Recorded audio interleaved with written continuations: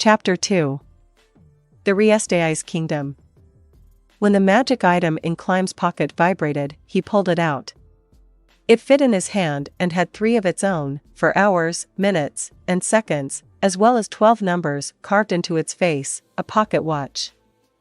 Some larger clocks were mechanical, but at sizes that people could carry around, they were all necessarily magic items, at least in the kingdom. Since clocks were so closely tied to daily life, they were fairly cheap as far as magic items went. Still, they didn't come at a price that made them easy for the masses to buy. Climb was borrowing this watch. It had powers beyond a normal magic item. The watch was called 12 magical powers, and once per day, at the time it was set to, that hour's magic effect would occur. But in order to receive those benefits, the user had to have been in possession of the watch for at least a day, and Climb had only just borrowed it, which meant the powers didn't activate for him. Gazing absent-mindedly up at the blue sky next to him, the girl said, "It's already time?" That was fast. "Seems that way," Climb replied to her. Tina, a member of the Adamantite Plate Adventurer Team the Blue Roses. "I guess it's hard to tell how time is passing when we're just taking it easy like this." There were a lot of things he could have said about that remark. First, Tina wasn't taking it easy. She was guarding the front entrance of this place, the building behind Climb. And though she was saying things like, "It's already time," and "that was fast," her internal clock was actually correct much of the time. Some adventurers had unnaturally accurate internal clocks. Thieves especially, but that was the fruit of their training. They often worked alone on clandestine investigations, so it was extremely important for them to have a strong sense of time. "Is there something you wanted to say?"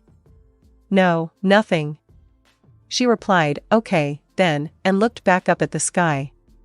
Climb couldn't very well have come out and asked, "Why do you lie?" to probe into what she was hiding. He didn't even have enough money to hire Tina's team, but sometimes they ended up at the same destination. That was no excuse for him to act overly friendly. He needed to refrain from doing anything that would upset her. "All right, I'm going to go talk to the princess." "Get going, then." Climb turned on his heel and headed toward the building they had been guarding. He had seen it any number of times while it was under construction, but this was his first time inside since it had been completed. When he opened the door, what must have been a freshly built smell, a unique woody fragrance, tickled his nose. He proceeded inside and down a hallway, then opened a door to a room in the back. His master was there. She was a princess radiant with beauty, Renner. And around her were several children.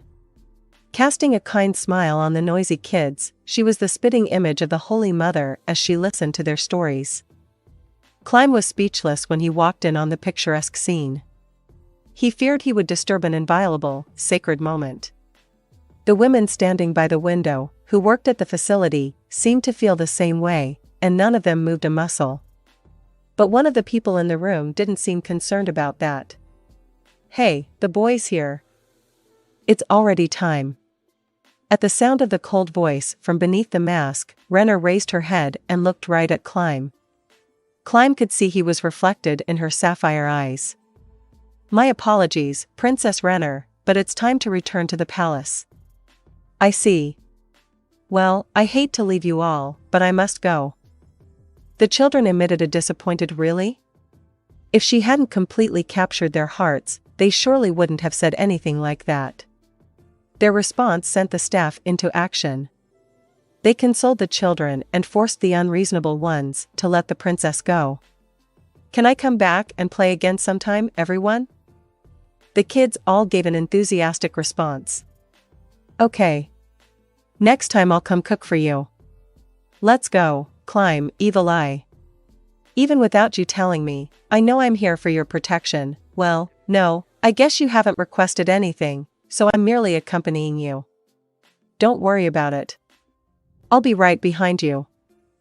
As their party left the building, the carriage they had waiting nearby was just pulling up.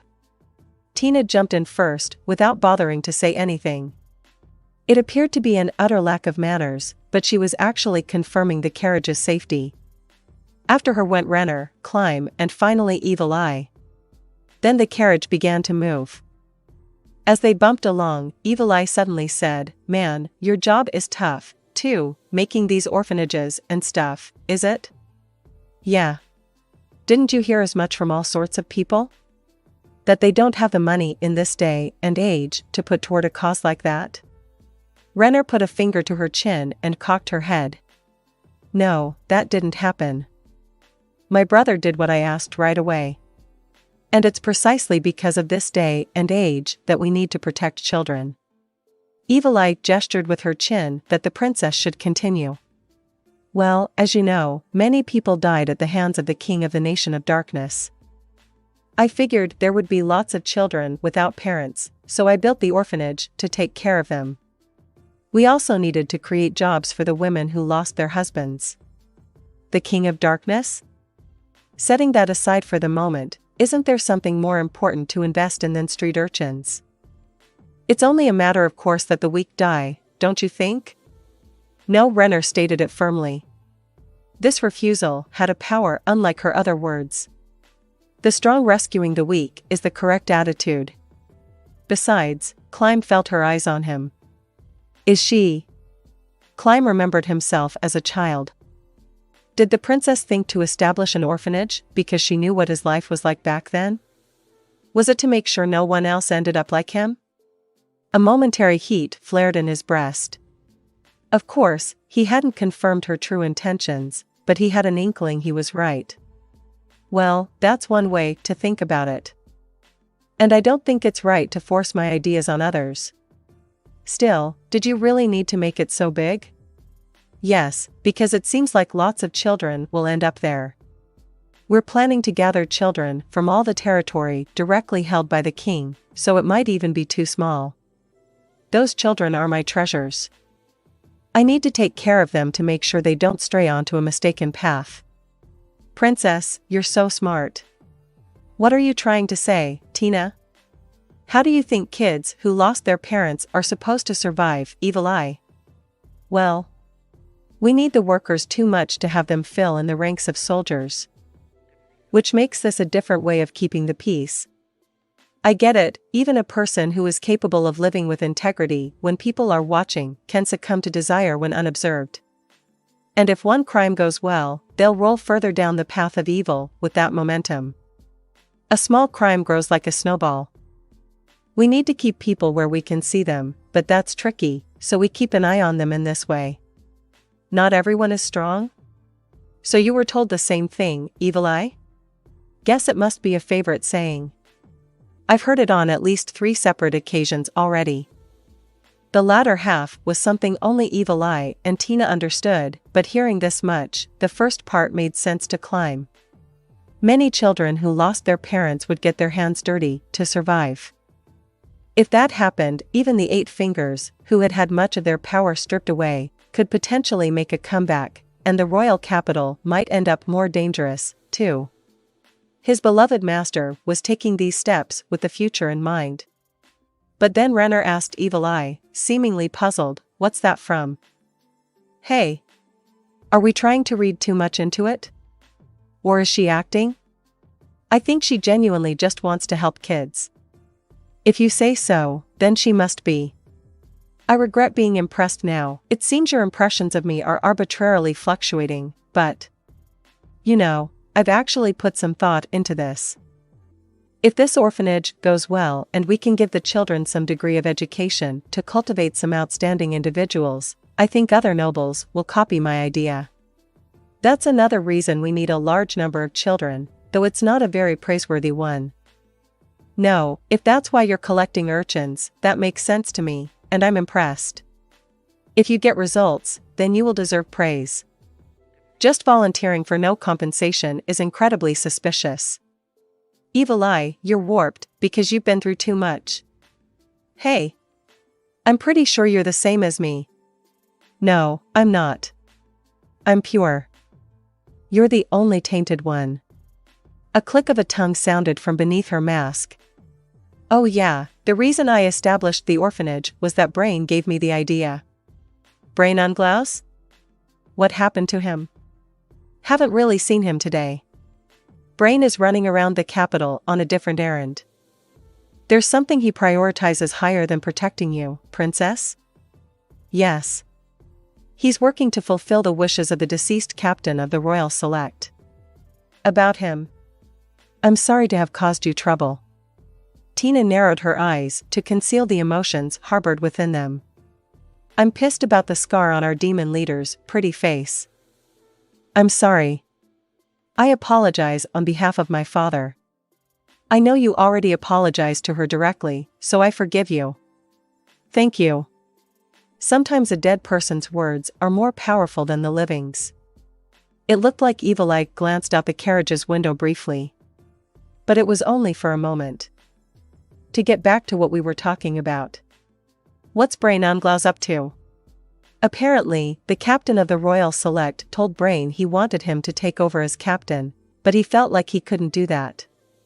Now he's searching for the right person to take the job with the intent of training them. If a guy with no noble connections is on the hunt, then, both Gazef and Brain came from commoner roots, so I see how they're thinking. And then you got inspired, that's right. And I established the orphanage. I'm hoping I can have Brain come meet the children. It's possible that one of them might have the aptitude. I wasn't really looking back there, said Tina. What did you think, Evil Eye? Just seeing their magic ability doesn't tell us anything. If we trained them a few times, we'd know to some extent whether or not they would be able to cast spells, but that's only for arcane magic. If the kids had an aptitude for psychic or faith magic, I wouldn't be able to tell with my ability. Renner hummed worriedly. Then she smiled like a flower just beginning to bloom. In the future, I'd like to have all sorts of different people come evaluate the children at the orphanage. She was looking at the other two ladies in the carriage. Her eyes were more effective at conveying what she wanted to tell them than words would have been. That's a bit optimistic. Maybe her, but, too bad, Evil Eye. Maybe our demon leader, but, right? But I won't agree so readily to even the stuff she says. And I'd need to be compensated, you'd have to hire me for at least some minimum amount of money. It wouldn't be fair to the others to work every time essentially for free. It's against adventure rules. And passing on techniques is also something that should be paid for. Everything is just as you say, and I agree, but I'm sorry. I don't actually have any money, Renner said dejectedly. The third princess was the spare of the spare. There weren't any nobles who were willing to back her when all they could expect out of her was adding royal blood to their family line. For that reason, she had almost no money she could spend freely. Renner was modest, so it hadn't bothered her so far, but the first or second princesses would have found this situation intolerable. That was how Climb knew that Renner had imbued her feelings into the armor she had given him. But I hear that princesses wear glittering gowns and live a life of luxury. Reality isn't so simple. But I can't deny that there are princesses like that. It's something to aspire to. Climb was assailed by an emotion he couldn't pin down as her eyes sparkled. He wanted to provide that kind of life to the world's most beautiful, pure-hearted woman. But on the other hand, he had been saved because she was how she was, and that was why he existed as he was now. Just as he was admiring her profile, she turned to look at him, her eyes radiating a lovely light. What are you thinking, Climb? Nothing, Princess Renner. Are you sure? If there is something, please tell me.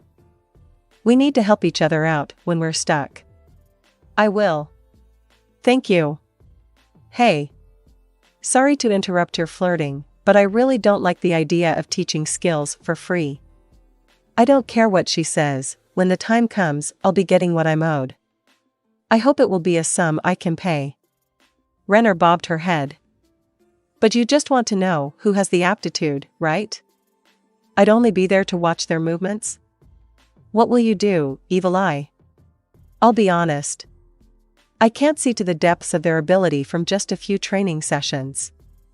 Magic is more internal than external. And while I am a genius in the sense of magical ability, that's all I am. I don't have the powers of the great caster from the Empire, for example. So you want to see if they have an inborn talent or not? A talent? Renner sighed. It'd be great if we could tell from childhood.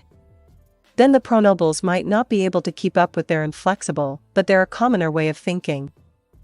Then shouldn't you build a system where all children are examined using magic that can detect talents? If all you need to know is whether they have one or not, there's a third-tier spell for that. Apparently, there are higher-tier spells that will tell you what specifically they have, but I guess that's a fantasy. Really? You can tell who has a talent? I'm not sure why your eyes are sparkling like that, don't expect too much. I just remember hearing that if a psychic magic caster reaches tier 3, they can finally determine whether the target has a talent or not. Even if they have one, then comes the hard part. You have to figure out how it's expressed. And after all that work, there's a good chance it's something trivial. The sparkle went out of Renner's eyes. Instead, we should just try a bunch of different things.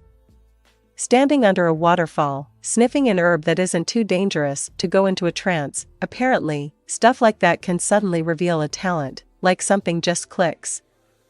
Really? Maybe that's true? Evil Eye, do you have a talent?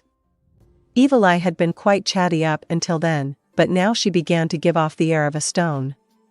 It seemed they had entered into a topic she wasn't keen on. But Climb's master innocently asked, "Would you tell us what kind of power it is?"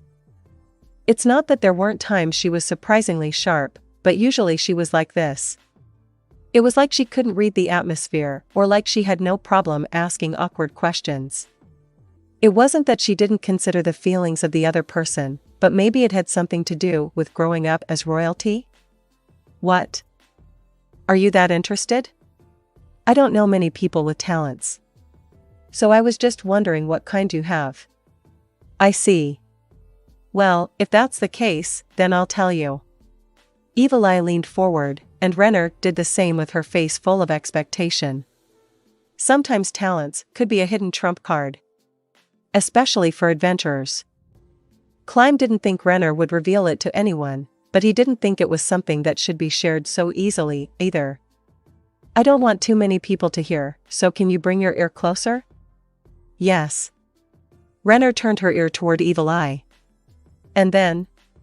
You really think I would blab something so important like that? The shout filled the carriage. Tina, sitting next to her, must have guessed that would happen, because she was plugging her ears. You're so mean. My ear is ringing. Renner practically threw herself at Climb's chest. The sound effect probably would have been something like thwump. With tearful eyes, she looked up at him from his breast. Climb cast away worthless thoughts like she's so cute and she smells good. It was absurdly improper to have such feelings about his master. Lady Evil Eye, I understand how you feel, but if you would please have a little more mercy, what? Isn't she like this, because you coddle her, kid? No, that's not it at all. Me coddling the princess? Even if he wanted to, he couldn't. Right. I think it would be fine for you to coddle me more, Climb. I agree with Evil Eye. Princess. I don't think that's, no. If you would indulge me more, then if you got blamed for it like just now, it would make sense. So please coddle me. At any rate, let's take naps together like we used to do when you were a child. Okay, Evil Eye, tell him. That's enough. I was stupid.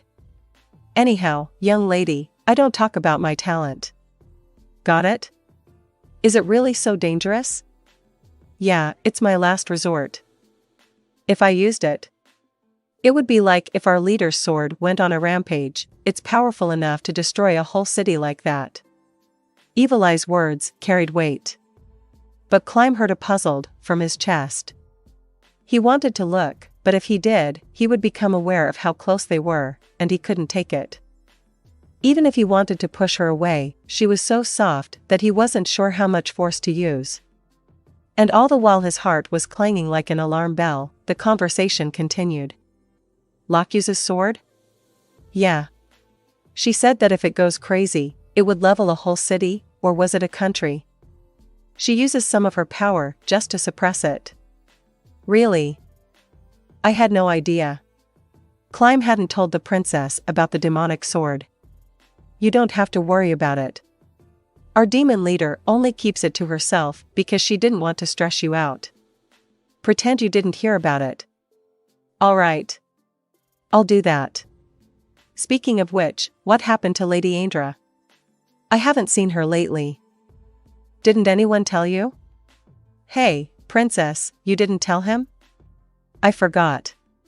She's accompanying Gagarin and Tia on some training. Climb. Evil Eye took over from Renner. Those two died in the fight against Jaldabaoth in the kingdom. Of course, they've been resurrected, but they lost a lot of life force. To regain it, they're voluntarily putting themselves in danger and fighting through life and death battles to build their strength back up. We wanted to go along, too. But if we did that, it would feel a little bit too easy somehow. The best way to get tough quickly is small group battles. I wonder if that's really true, though. Well, there's supposedly a level-up ritual that is more effective, but... Well, if they believed that and slacked off on training, we probably wouldn't even be able to buy time if that demon came to attack the capital again. Buy time? Evil Eye, you mean until your favorite guy comes again? Yes. Until the great hero arrives. Evil Eye's whole demeanor suddenly changed. The heat of her passion could be felt distinctly, even from beneath her mask. Sir Mammon, right? Right. The great hero, Sir Mammon. The most powerful warrior who dual wields gigantic swords with such ease, it's as if he's swinging twigs. He is without a doubt the strongest warrior of any country in the region. I'm sure that if he's around, he'll defeat Jaldabaoth for us. He nearly got him last time, but the bastard ran away. But this is Sir Mammon we're talking about, so I'm sure he already has a plan to deal with him. She gushed so ardently, all Climb could do was chime in with an "oh yeah." But can he even come next time? Isn't he under the King of Darkness's rule now? Tina asked in a tired voice that was rare for her. Evil Eye's hands had been joyously clasped together, but now she shouted, "Sir Mammon! Shit, that damn King of Darkness! Even if heaven allows him to rule over our hero, I will not. If he could just defeat him and be free." What was he thinking? Maybe I should go to Irantal and hear what Sir Mammon has in mind. Wait until after those two regain their power. I would be right back, though. Once I know the location, I can teleport. If I use fly for one way, it won't take that long. Evil Eye, you really fall apart when it comes to Mammon. Didn't our demon leader already tell you couldn't do that?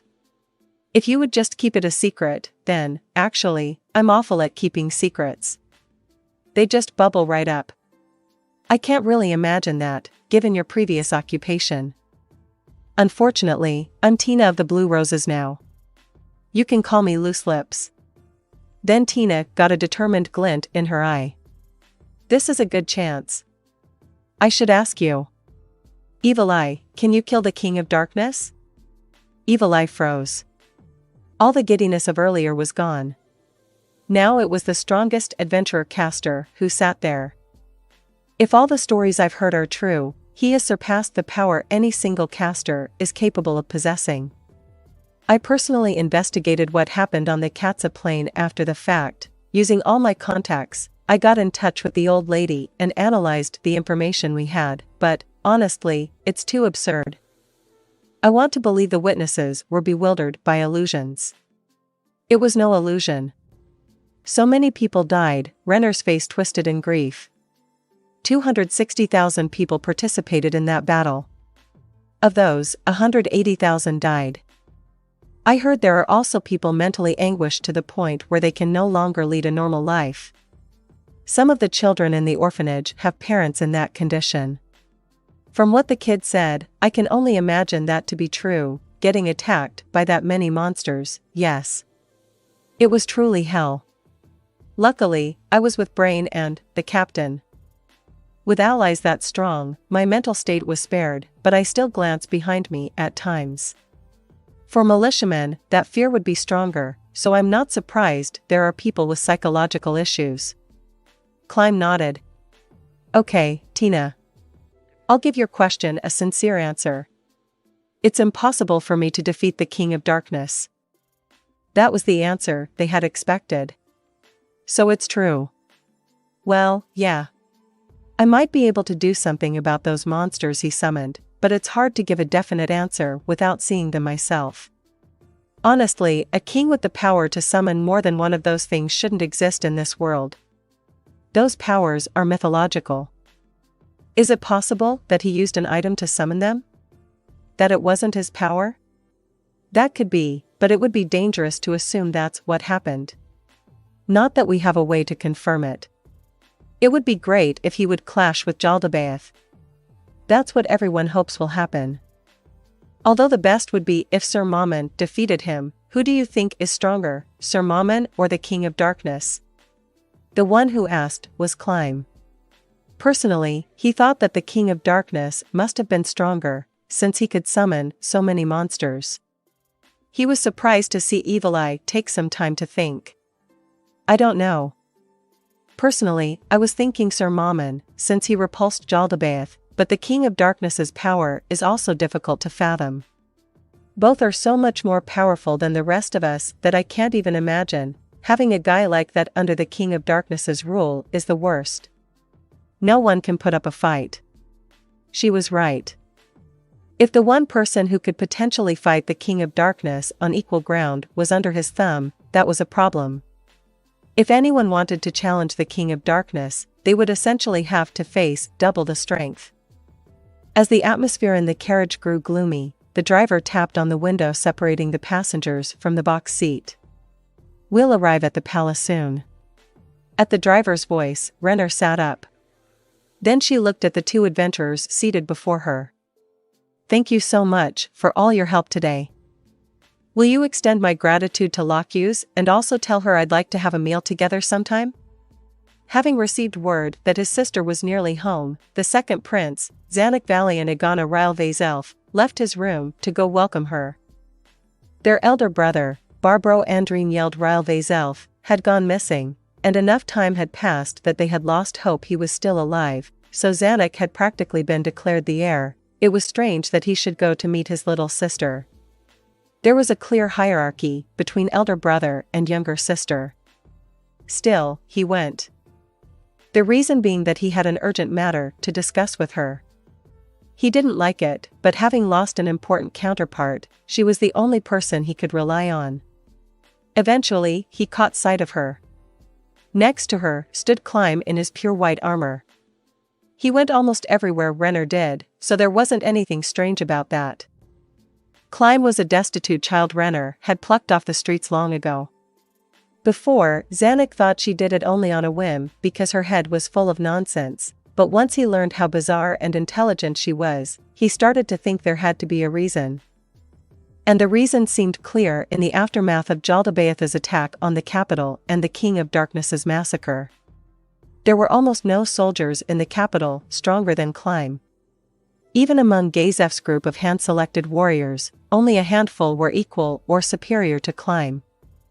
Renner had also made personal connections with a man Climb had apparently brought over, Ainz Ooal Gown, as well as Lockuse, the leader of the adamantite-plate adventurer Team the Blue Roses.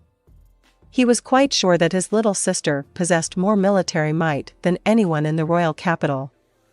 Could she be aiming to carry out a coup? It was only natural that Zanuck should wonder. Even if Renner wouldn't take such a simple, direct angle, he had to be on guard. As part of that, he was making great efforts behind the scenes to forge personal ties with Orichalcum and Mithril Plate adventurer teams. Zanuck was grateful to his elder brother.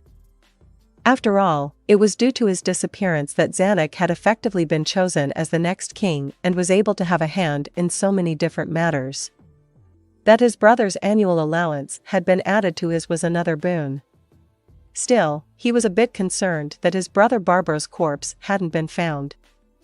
It would be problematic if he was being imprisoned by the King of Darkness, and it would be equally annoying if he was injured and recuperating in a village somewhere. He's determined to cause me trouble to the very end, he said under his breath so the people accompanying him wouldn't hear. He needed to wait until his position was a bit more stable before provoking the nobles.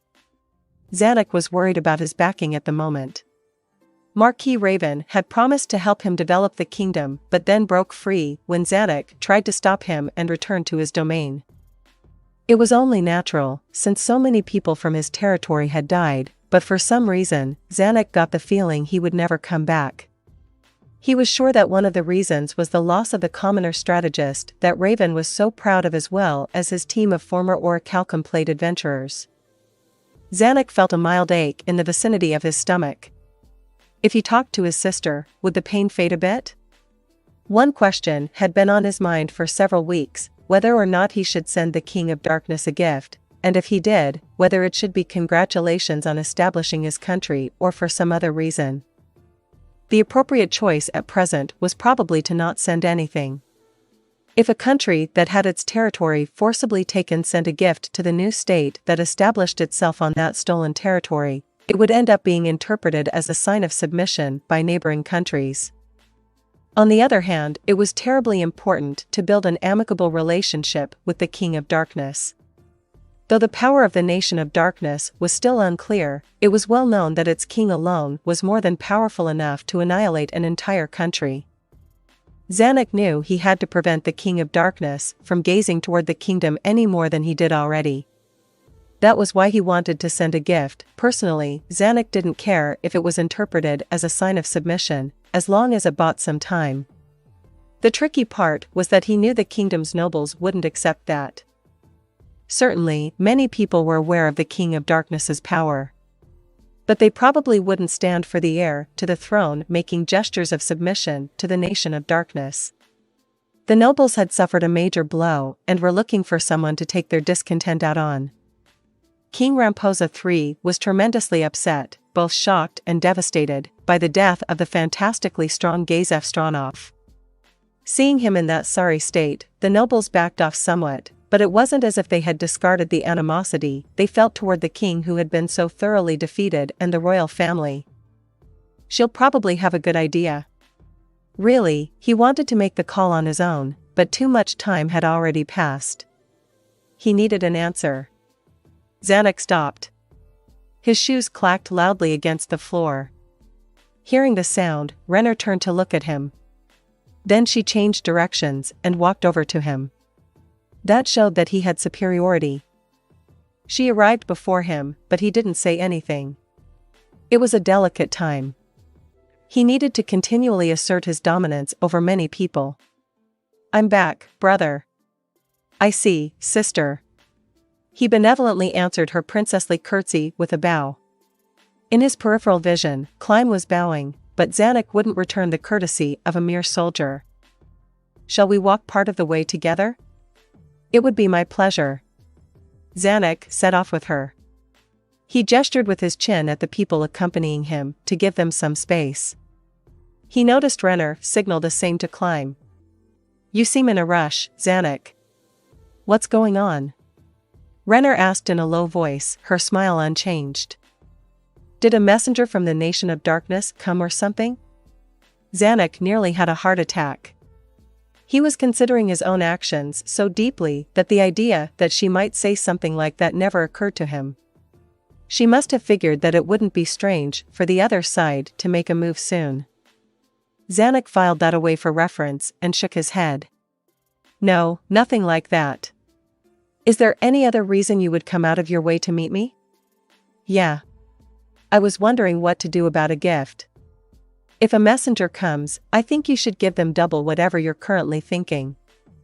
Half to express appreciation for the one who came and the other half, well, it goes without saying." Zanuck said nothing as he let her words sink in. It was a really good idea. If he told the nobles it was to reward the Nation of Darkness for coming to them, there shouldn't be any problem, even if internally he intended it with other meanings as well. Once again, Zanuck was struck by how terrifying his sister was. She had solved in an instant the problem he had been racking his brain over. But as long as her followers had more military might, even if he tried to kill her, he would only be met with revenge. Thus, his only option was gentle persuasion. When I become king, I'll give you a domain somewhere remote. You should go there.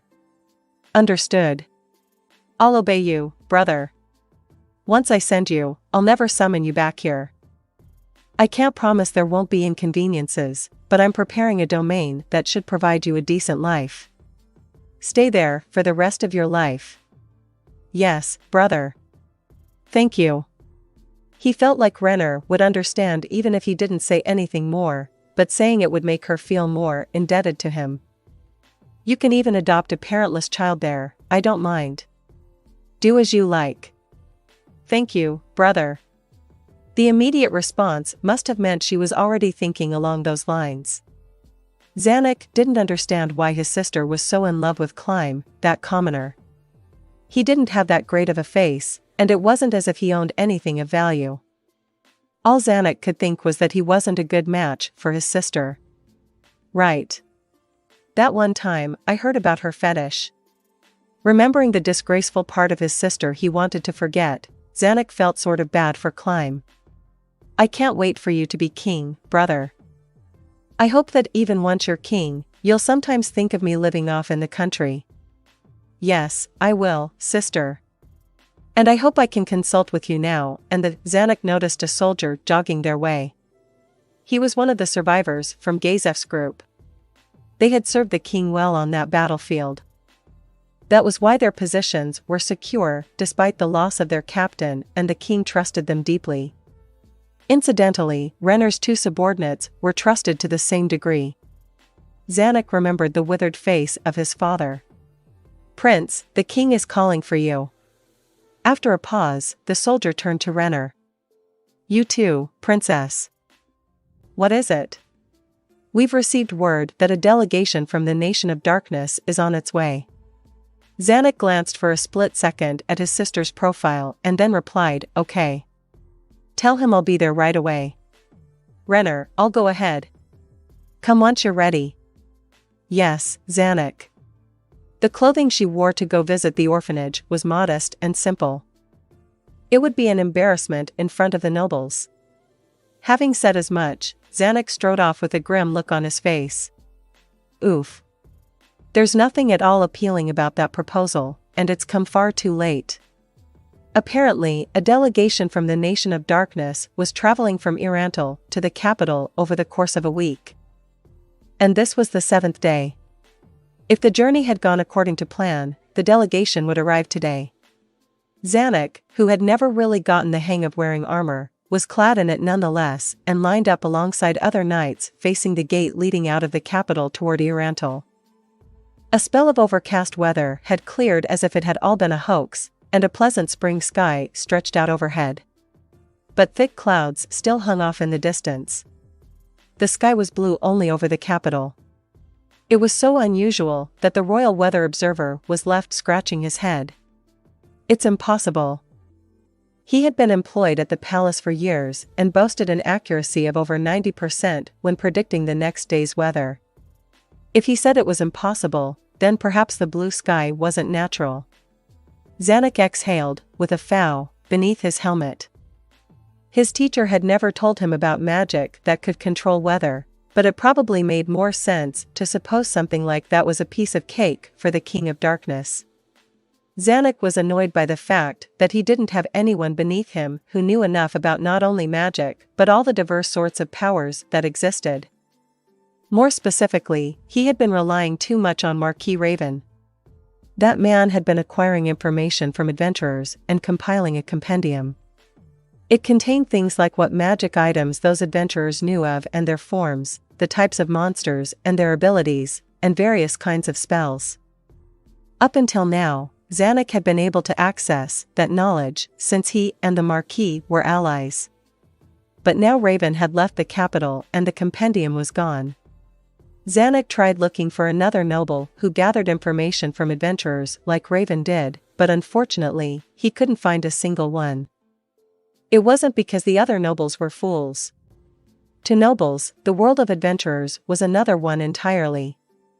Some nobles employed adventurers, but it was to take advantage of their strength, not to learn their society and knowledge. That's how nobles had been for the 200-year history of the kingdom. In that sense, Marquis Raven was the odd one. Is it that easy to find retired adventurers, and ones ranked mithril or higher at that? He had heard that adventurers tended to have an instinctive dislike of political trouble. Indeed, the world of politics was far removed from freedom. Would adventurers like that really come and work under him after they retired? Zanuck grew moody. Prince. The sound of the knight's voice next to him brought him back to his senses, and when he looked down the road, there they were. They were like specks, but it was the Nation of Darkness's delegation. Zanuck had flexed his royal powers and made it so no one else could travel down that road. No one came through the gate behind them, either. For today only, the gate was shut. Okay, let's review one more time. It's the same as when any foreign noble visits. If anyone tries to do anything to the delegation, it's a serious crime. Execute the perpetrator immediately. Yes, sir. The line of knights made an energetic reply, and the sound of them pounding the swords on their hips rang out in unison. All right. Use all your manners, and let's get this national prestige battle started. Yes, sir. They all stood at attention until the delegation arrived. Eventually, a messenger approached. It was a knight in black armor astride a jet-black unicorn with burning red eyes. But whoever was inside the armor, they probably weren't human. The dense presence the figure emanated shimmered like heat haze and warned everyone watching of life-threatening danger. The full-plate armor pulsed as if it were alive. Zanuck felt the warhorse beneath him shudder. Claw-like gauntlets released the reins and pounded on the knight's chest. Apologies for speaking to you from my mount. We are the delegation from Ainz Ooal Gown, Nation of Darkness. To explain it with a simile, the voice was like the ear-splitting timbre of a rotting string instrument. Just the sound of it gave him the chills and tormented him with anxiety. Zanuck raised his own voice to counteract the fear. I am the second prince of the Re-Estize kingdom, Zanuck Valian Igana Rilvazelf. The king has ordered me to guide you, noble visitors, to the palace. If you would, please follow us. Very well. We accept your guidance. My name? Forgive me, but I have no name, so I'll have you call me by my race name, Death Cavalier. The name surprised Zanuck, but he couldn't let it delay his reply. Shall I call you Sir Cavalier, then? That would be splendid. Understood. Then, first of all, could I greet the leader of the delegation here? I'm the second prince as well as the one responsible for the leader's conduct while in the palace. If possible, I'd like to make sure that person knows who I am ahead of time. I see. I'll go ask. You have my gratitude. The messenger returned to the group. There were already all sorts of things Zanuck could pick on, but he was dealing with the Nation of Darkness. If this was a country that ruled undead and controlled monsters, then it was better not to expect common sense. It would be foolish to assume the leader of the delegation looked human. Okay, brace yourselves. Don't do anything that could offend them. Yes, sir. Hearing their reply, Zanuck tensed his core. The delegation had passed through several towns on the way to the capital, so he had an idea of its makeup. There were 5 carriages. Each was drawn by sinister horse-like monsters. And there were monsters guarding the area around them. Many were Death Cavaliers, but there were other kinds as well. He didn't know what they were called or how dangerous they were. But whether he knew or not, his job was the same. It was a delegation sent by the King of Darkness. He had to make sure they weren't offended in any way. A Death Cavalier, probably the same one as earlier, came forward from the approaching delegation. Sorry to have kept you waiting. The leader of the delegation, King of Darkness Ainz Ooal Gown's closest aide, Lady Albedo, said she doesn't mind meeting you. Right this way, Prince Zanuck. Zanuck signaled to the knights that they should stand by where they were and stepped forward. Honestly, he was scared, because he was walking among types of monsters he had never even seen before. Still, he had royal family backbone. Zanuck would probably be king soon. He would no doubt meet this representative more than once, so he couldn't humiliate himself. On the contrary, he had to sell himself and have this lady report back with the knowledge that the Re-Estize kingdom was a great country. Sweating uncomfortably, Zanuck dismounted from his horse and stood before a carriage. "This is the leader of the delegation, Lady Albedo." He put all his energy into making sure his face didn't flinch no matter how horrifying of a monster appeared. The carriage's door opened, and a figure made a leisurely exit. She was beautiful. No, Zanuck had no other words to describe her. He could only call her a peerless beauty. Surely no one could be as beautiful as Renner. That's what he had always thought, but apparently he had been mistaken. The difference between them was that while Renner had a brighter beauty, Albedo's was darker, more bewitching. She placed a foot on the step, and the faint tap of her heel brought Zanuck back to reality. He immediately dropped to one knee and bowed his head. Though she was a representative from a foreign country, perhaps it was pitiful for the prince to take a knee. But considering the power differential between the kingdom and the nation of darkness, it was the correct move. What the kingdom needed right now wasn't pride. It needed benefit. "Would you please raise your head?" A gorgeous voice wafted toward him from above. "As you wish." When he looked up, the beautiful woman was gazing down at him with a gentle smile. It was the attitude of a person used to being superior, but was she human? Zanuck examined her without moving his eyes. First, he noticed the wings sprouting from her hips. Were they from a magic item or something else? And how about the horn-like things on her forehead? They could have been magic items, or she could have been a grotesque. Either was possible considering she was from the nation of darkness. "I am Albedo, a representative from Ainz Ooal Gown, Nation of Darkness. I'll only be here for a few days, but I'm happy to meet you. Now then, on your feet, please, Prince. We can't have you kneeling all day." "Thank you." Even as he was standing, Zanuck was thinking, now here's a problem. He was speaking directly to her, but he had been told only the name Albedo. Did that mean she didn't have any other names? In the kingdom and the empire, the common people had 2 names and nobles had 3, 4, including their nobiliary name. The royal family had 4, 5, including their nobiliary name. That was the reason the kingdom's nobles scoffed at Jerknavrun Farlord El Nix, who had only 4 names, claiming he was not royalty. But would they behave as foolishly when they encountered someone with a name that sounded assumed or unofficial? Zanuck wanted to believe that his worry was unnecessary, but he couldn't rule it out completely.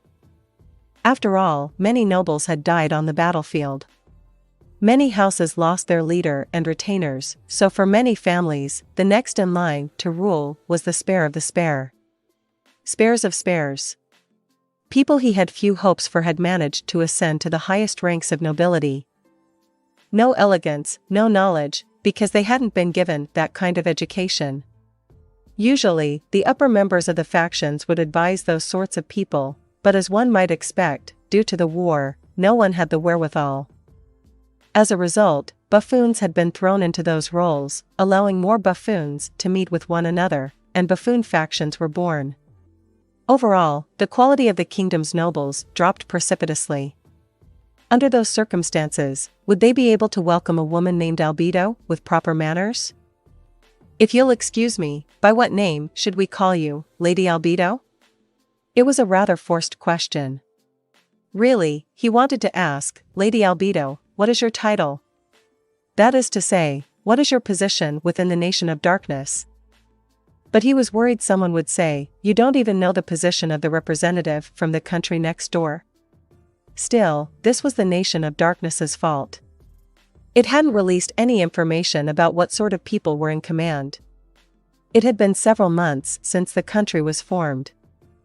They had mainly been working domestically, and this appeared to be their first active effort in diplomacy. All Zanuck knew about Albedo was what he had just been told, that she was the leader of the delegation and the right hand of their king. The Empire must know, but it's not sharing anything. Well, they must hate us an awful lot if they asked him to use that kind of magic. Albedo seemed to sense his uncertainty and replied, I would hate to seem conceited, but my position is captain of both the floor and domain guardians. I see. He said he saw, but he had no idea what sort of captain that was. Or rather, he didn't know what she meant by floor. As if sensing the perplexity he attempted to hide, Albedo continued explaining, or perhaps I should say that I am the captain of the Guardians, second in command to Lord Ainz, His Majesty, King Gown of Darkness. Is that so? Well, she must at least have a relationship close enough to call him Ainz. Is she a duchess? Marquess? This is something I'll have to remember to explain to everyone. Still, what's a captain of guardians? Very well, Lady Albedo. First, allow me to show you to the palace.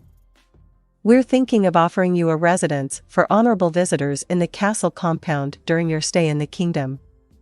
Please forgive my elderly father, Ramposa III, for only being able to meet you at the castle gate. I don't mind. Her smile didn't so much as twitch. In an ordinary relationship, she would probably thank him. Her attitude conveyed the hierarchy between them. Sweat oozed from Zanek's back, because he realized it would be hard to build amicable relations. Also, normally we would ring celebratory bells, but because of a tragedy due to an unfortunate difference in opinion with another country, we're unable to do so. Please forgive us. We also haven't told the people that you're coming, so I hope to have your understanding on that point as well. Of course. That's fine.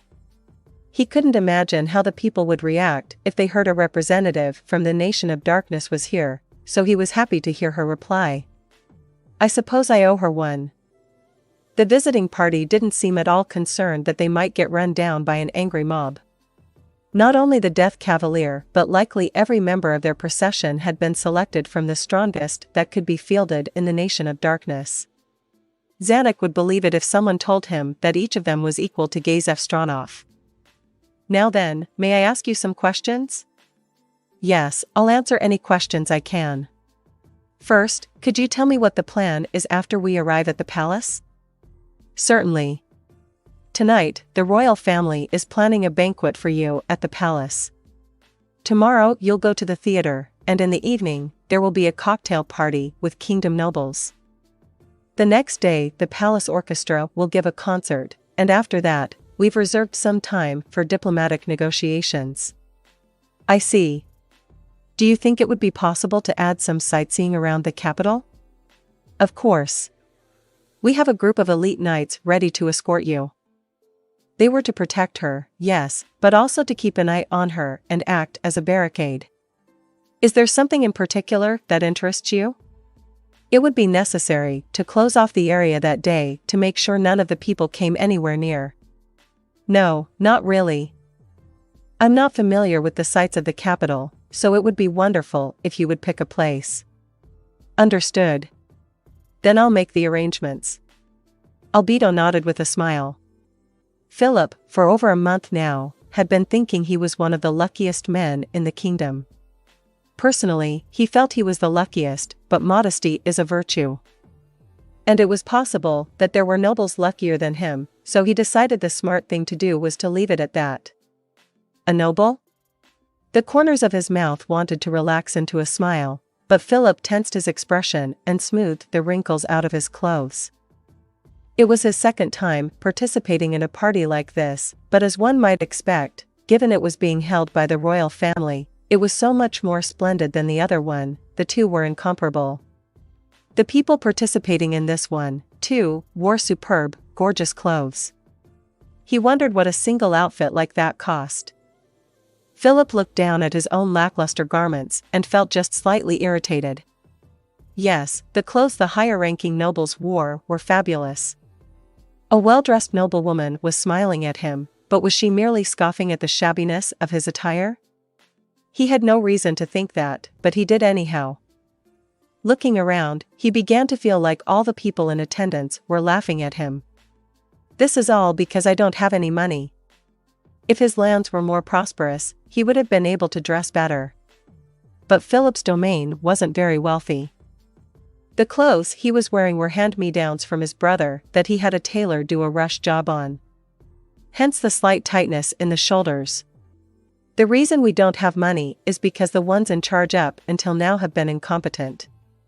I'll make sure to do things right. Philip was the third son of a certain noble. This went for peasant families as well, but life as the third son wasn't a very desirable existence. No matter how affluent a family, if it continued to divide up its resources, it lost power. That was why for peasants and nobles alike, the usual practice was for the first son to inherit everything. An affluent noble family might be able to give a third son financial assistance. A noble family with connections might even be able to have him adopted somewhere. But that wasn't the case with Philip's family. As the eldest son approached adulthood, that is, by the time his risk of dying of disease had decreased, Philip was basically useless. He would either be given a little money and driven out of the household or be given a shabby home and forced to work like a tenant farmer. Those should have been the only two options awaiting him in life. But instead, he was making his debut in glittering high society. That's why Philip was lucky. His first stroke of luck was probably when brother number 2 got sick and died. Once brother number 1 made it to adulthood, brother number 2 wasn't worth much anyhow, and since the domain didn't have any money, they didn't have a way to call on a priest. They had treated him with herbs, but he never recovered. That was how Philip had been promoted to backup. His worth climbed from farmer to about butler level. That much luck wasn't so rare. The reason Philip felt he was one of the luckiest guys in the kingdom was that he got even luckier than that. It happened a few years after he reached adulthood. Just as his elder brother was about to inherit the domain from their father, the war with the empire happened. In a normal year, it would have ended in a face-off. In a sense, it was the perfect sort of safe war for his brother to earn decorations in, and that's why he went. But he didn't come back. He had gotten caught in the King of Darkness's spell and died along with 20 farmers he had taken with him as levies. Philip would never forget how thrilled he was to get that report, the joy of learning he was no longer a spare.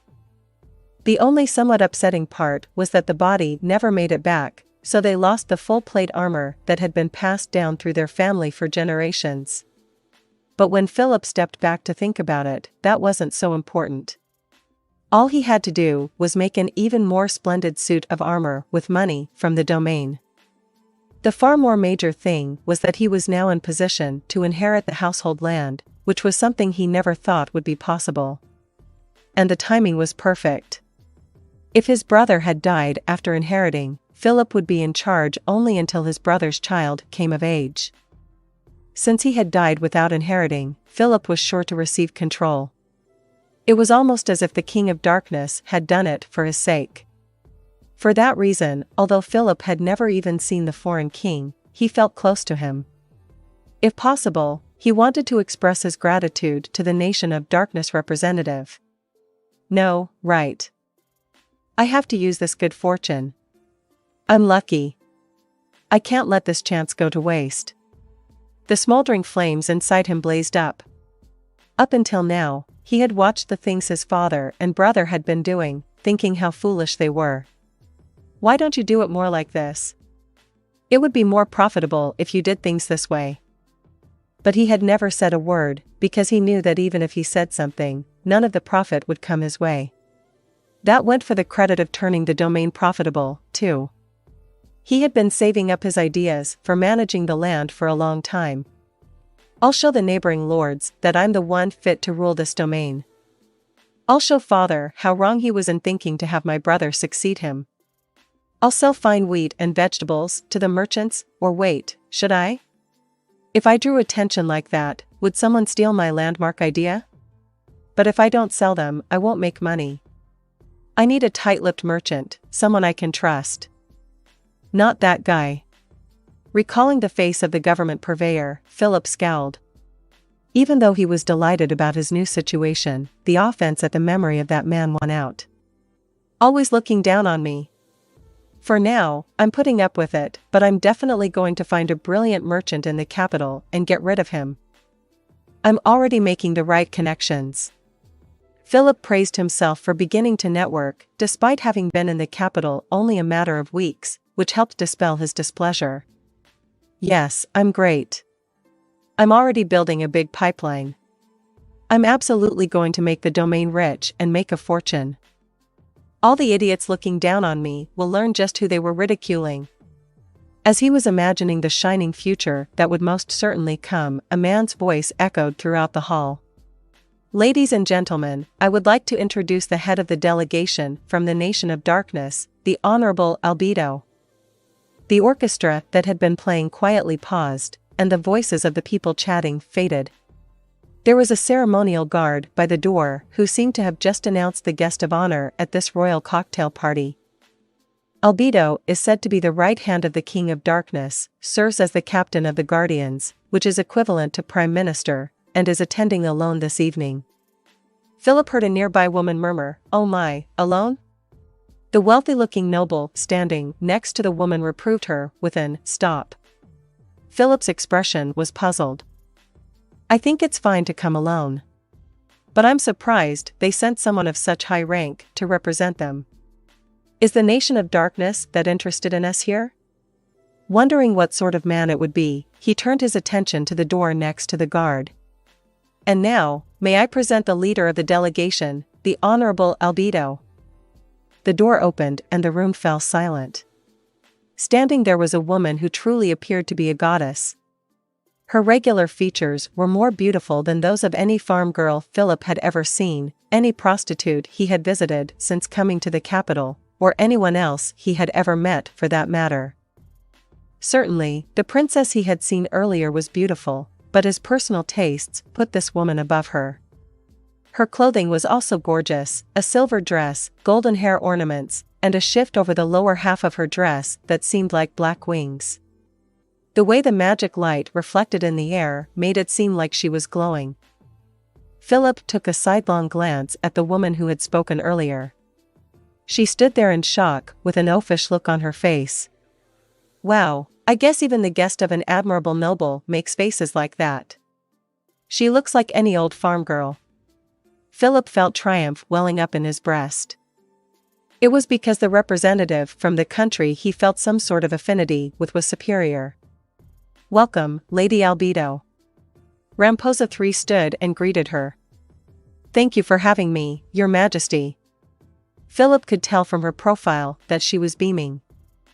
There simply aren't words that do her beauty justice. "I've gotten old, so my apologies, but I'll be using a chair. Now then, nobles of the kingdom. The guest of honor has arrived. Enjoy this evening. I hope you will as well, Lady Albedo." "Thank you, Your Majesty." She wore a broad smile. When he glanced around, he noticed that the noble women were saying incomprehensible rubbish like, "She's not even bowing." He put the nonsense of those vacuous women out of his mind and followed the peerless beauty with his eyes. He wanted to burn the sight of her chatting intimately with Princess Renner onto the insides of his eyelids.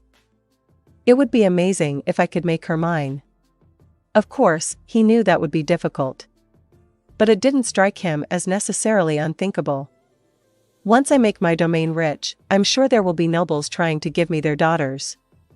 And when it grows richer, I'm sure even higher class women will come for me. It's not impossible that the princess or even that representative would want me. Philip felt the heat in his loins, creeping up. The higher-ranking nobles even have mistresses, apparently. Being with two women that beautiful at once would be just amazing. Albedo and Renner. He looked back and forth between them.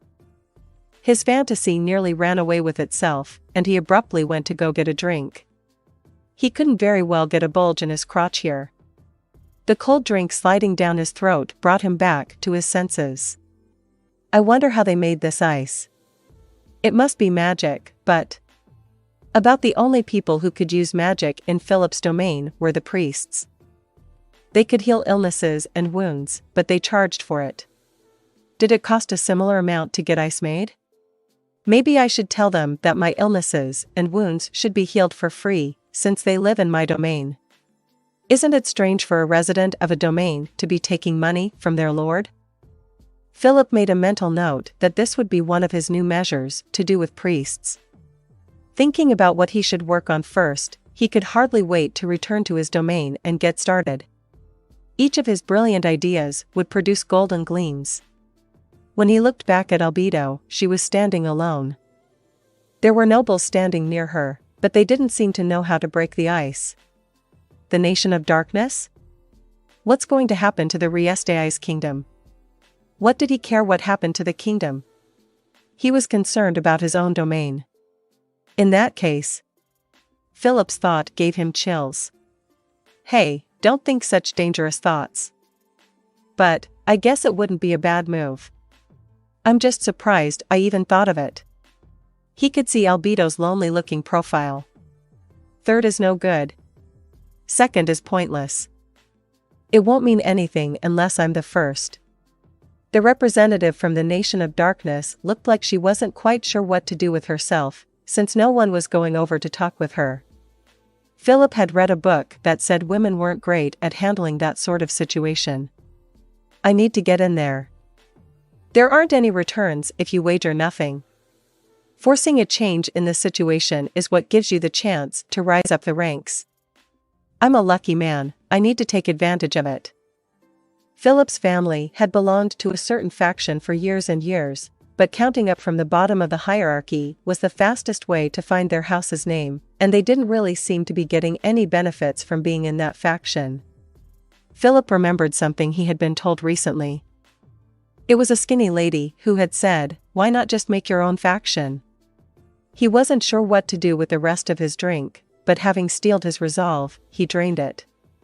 It was different from the watered-down drinks he had at home and blazed down his throat and into his stomach. As if propelled by the heat in his belly, he stepped forward. "Lady Albedo, may I have a moment?" When he spoke, she turned to him with a smile. His face was flushed, but not from the alcohol. "Nice to meet you," she furrowed her brow slightly as if thinking, and Philip knew immediately what she was waiting for. "My name is Philip." "Sir Philip, I mean, Lord Philip. It's an honor to meet you."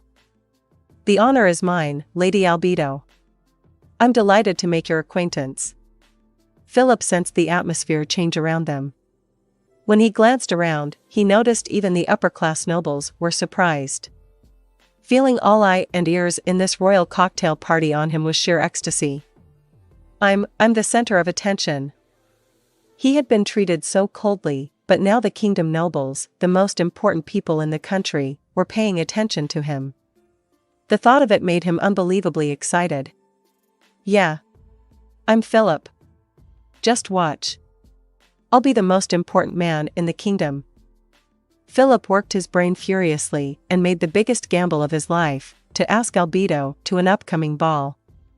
"You idiot." This rained on Philip's parade, but at the same time, it fanned his smoldering embers into a blaze.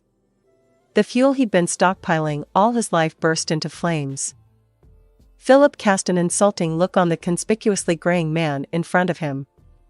"I didn't send you so you could go pulling something like that. You utter fool." Philip had told his father what happened at the palace during the party. Now he sighed. "There's no way we would be invited to a royal cocktail party. The reason I worked so hard to arrange an invitation was to create a chance to thank the Count, and to introduce you."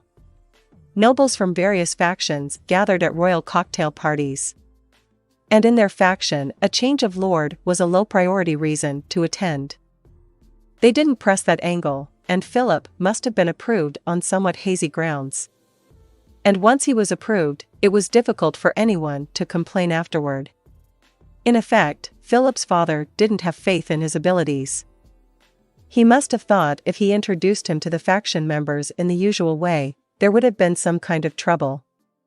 Understanding all that, Philip desperately suppressed his discontent and put on a fake smile. Now, father, please don't get so worked up. I'm going to make sure my house." "What do you mean, my house? What you've done flies in the face of all common sense." "Flies in the face of common sense?" Philip snapped internally. "I simply made the first move because all the others were spineless cowards.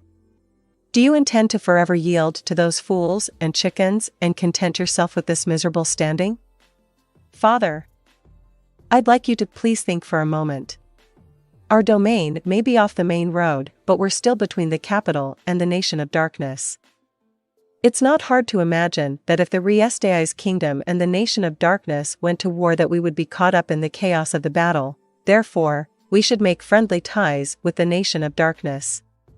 You idiot, his father shouted with a face even redder than before. Those wretches in the nation of darkness are the ones who killed your brother. You're saying you want to join forces with them? Isn't that treason? What about it? Thought Philip. As long as the nation of darkness was stronger, it wasn't an issue to betray the kingdom. They could be vassals of the nation of darkness. What was wrong with the weaker adhering themselves to the stronger? Who could blame him? What are you thinking? He was disgusted by his father's foolishness. Saying something this obvious was absurd, but apparently it had to be said. That's simple, father. It's to protect M. He had been about to say my. In the near future, it would be his, but it wasn't completely yet. Our domain. To protect our vassals. The nation of darkness is far stronger than us, stronger than the kingdom. Don't you think it makes sense that they might attack in the near future? I want to have connections ready for when that time comes. What do you mean, connections? What will the neighboring lords think if we do that? In this day and age, no one will blame us. In Philip's domain, many had died in that war. The situation must have been the same for the neighboring domains. That meant that no one had spare energy to get annoyed with them. There's really nothing else on your mind? Philip asked, unable to determine the motive of his father's question. You're thinking too shallowly, convinced you've accomplished something by having a daydream. That's enough. The man who had been standing silently behind his father up until then spoke. It was the butler who had served his father for many years. He was the stony-faced type, and Philip hated him. He was one of the people he was going to get rid of once his rule over the domain was secure. At the butler's comment, Philip's father worked to steady his breath. The red in his face drained away, and his complexion went back to its usual unhealthy look. I need to ask you, he panted. Philip. Are you sure it won't antagonize any nearby lords? That would be even worse. I don't think so. His father's shoulders slumped. That attitude made him irritated and anxious. Am I forgetting something? But he couldn't think of anything. Many young people died on the Katsa Plain. All sorts of problems will crop up in the next few years, so we need to forge cooperative relations with neighboring nobles now. We'll have to have one domain growing food, another weaving cloth, and so on. None of us has enough land to produce everything ourselves. Neither do we have money to spare. Now who would want to cooperate with a house that had dealings with the nation of darkness? The thoughts that came to Philip as he listened were enough to create a slick of sweat down his back. His father was right. And you know, don't you, that our domain doesn't produce anything special that the other domains absolutely need? So even if we were left out of any cooperative alliance, it would be no skin off their backs. Philip frantically worked his brain. I'm smart. I can refute anything this old fool says. That's exactly why we should go with the nation of darkness. His father gestured for him to continue. If we align with them, we can get them to support us. Then let me ask you this. If you were someone from the nation of darkness, say you were the king of some country, and a village from an enemy nation asked you to send them food, would you? Of course. I would definitely send it. Why? Isn't it obvious? It proves that I'm a benevolent lord. And besides that? Nothing else in particular, I guess. His father had his mouth slightly ajar. Was he impressed?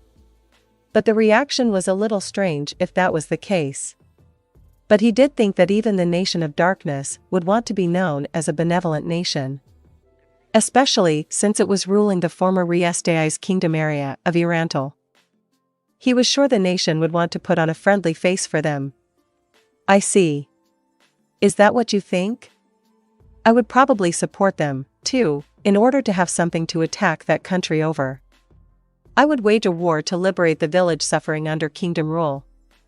Ridiculous. That would just be letting your imagination get the better of you. Besides, that reasoning won't fly anyhow. You don't think so? In the first place, if what you said was true, wouldn't that be even more reason to strengthen our ties with the nation of darkness? His father looked frustrated. Have you no pride as a noble of the kingdom? Sure I do. But not having that pride would still be better than being destroyed. This is the king who savaged your brother and many other kingdom subjects with that horrifying magic spell. The king those things reverently hold aloft, it's war, father. Does it really matter if you die by the sword or by magic? Why do you have so much faith in the king of darkness? It wasn't as if he had faith in him. It was true he felt an affinity. But more importantly, the king was a pawn for them to create value as well as for him to enrich his own position. A pawn? That's right. To me, this king who everyone in the kingdom fears is a mere pawn. He envisioned himself playing a huge, nation-scale, board game and grew excited. Still, father's concerns are valid. But not terribly serious, considering how simply I refuted them. Still, perhaps I should tell Lady Albedo next time I see her. You have nothing left to say. Did you thank the Count at the party? For recognizing you as the next lord of the domain? This was the thing that made the least sense to Philip.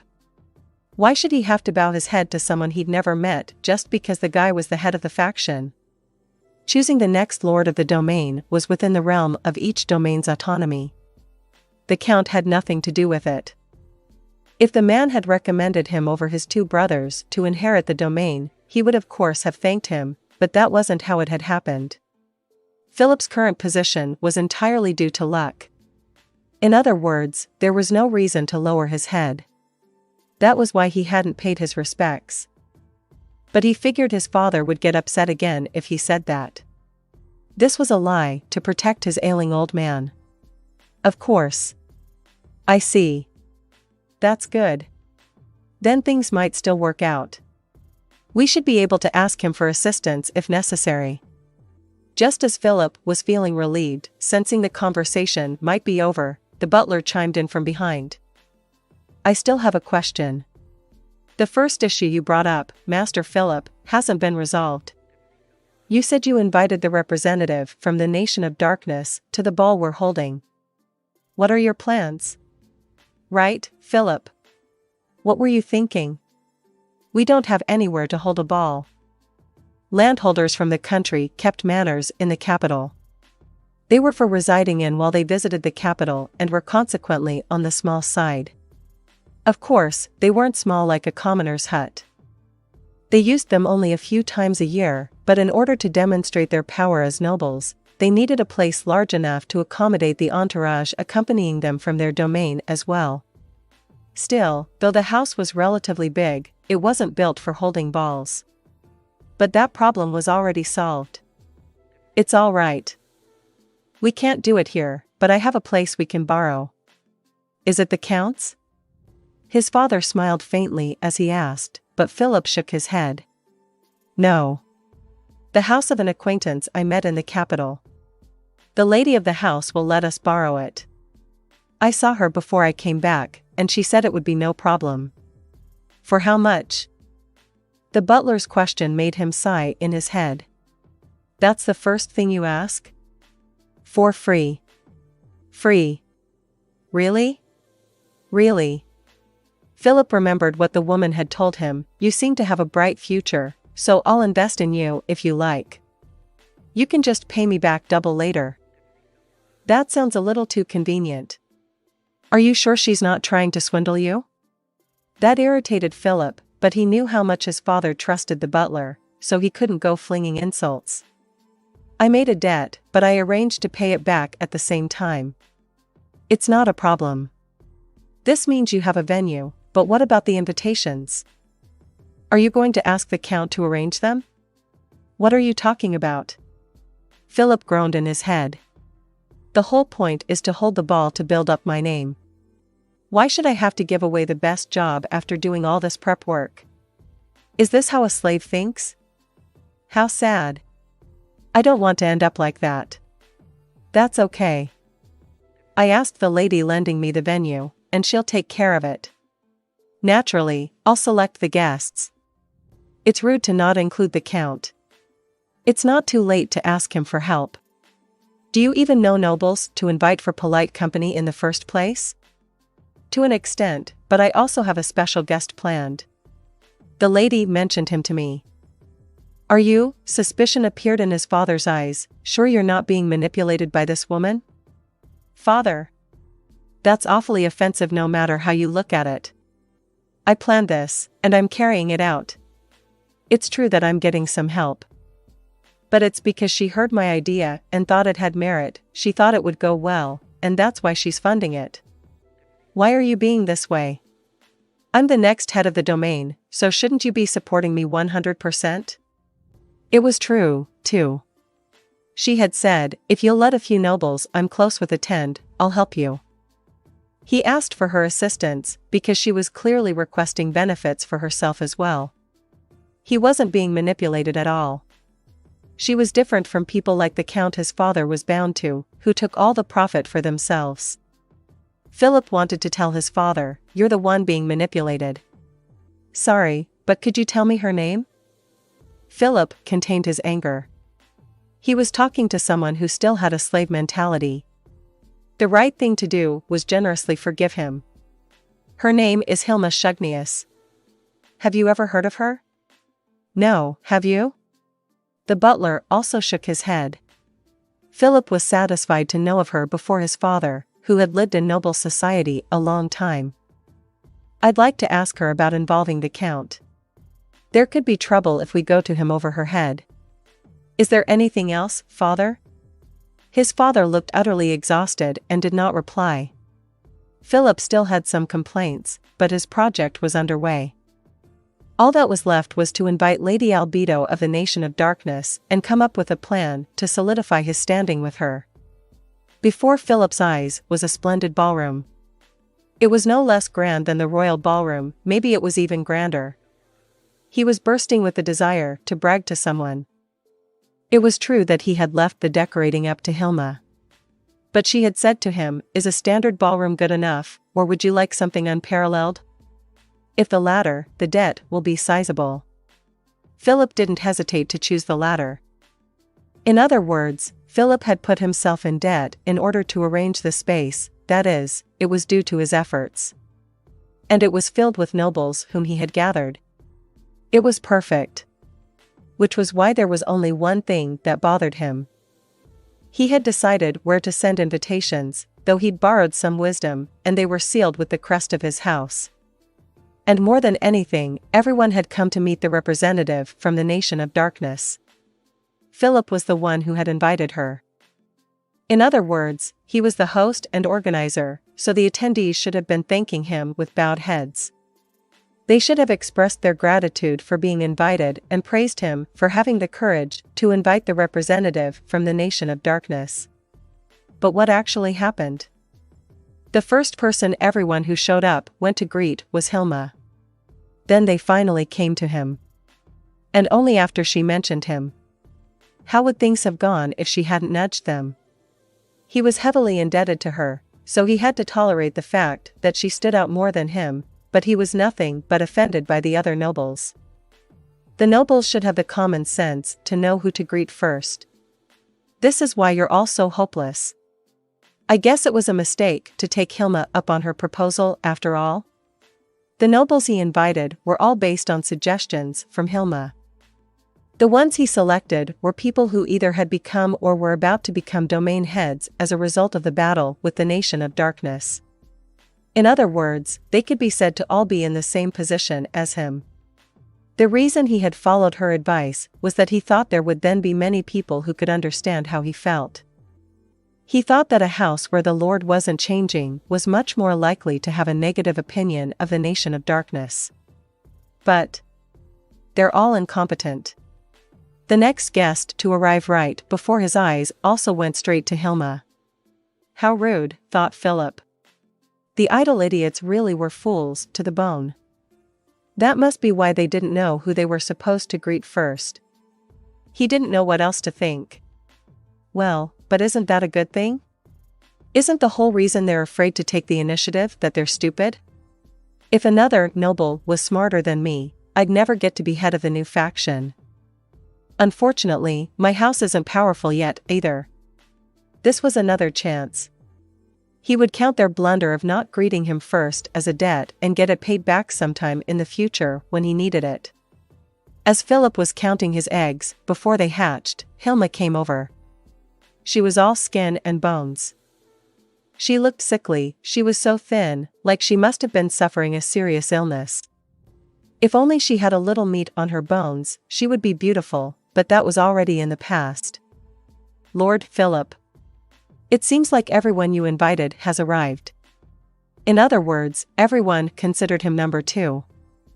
Philip thought he was doing a fine job of concealing that his inferiority complex was triggered, but Hilma seemed to notice it anyway.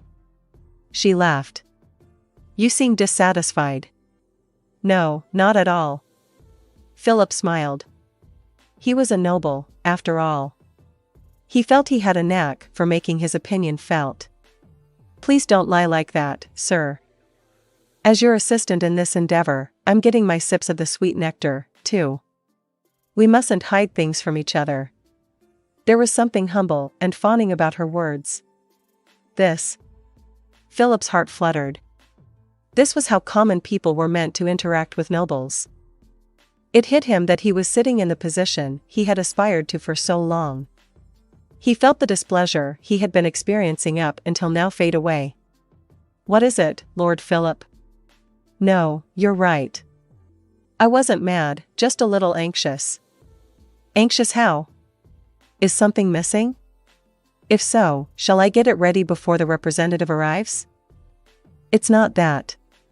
Philip cleared his throat pompously as he answered. The people here just don't seem very high quality. Even if we form a faction with them, I wonder if we'll be able to compete with the other factions. I see, so that's what you're worried about.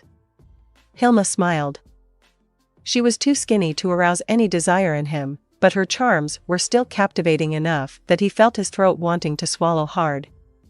But isn't that precisely why you should be the one to lead them, Lord Philip? Imagine your domain. Are the people who live there clever? No. Isn't that exactly why someone wise needs to be at the top? Yes, I see.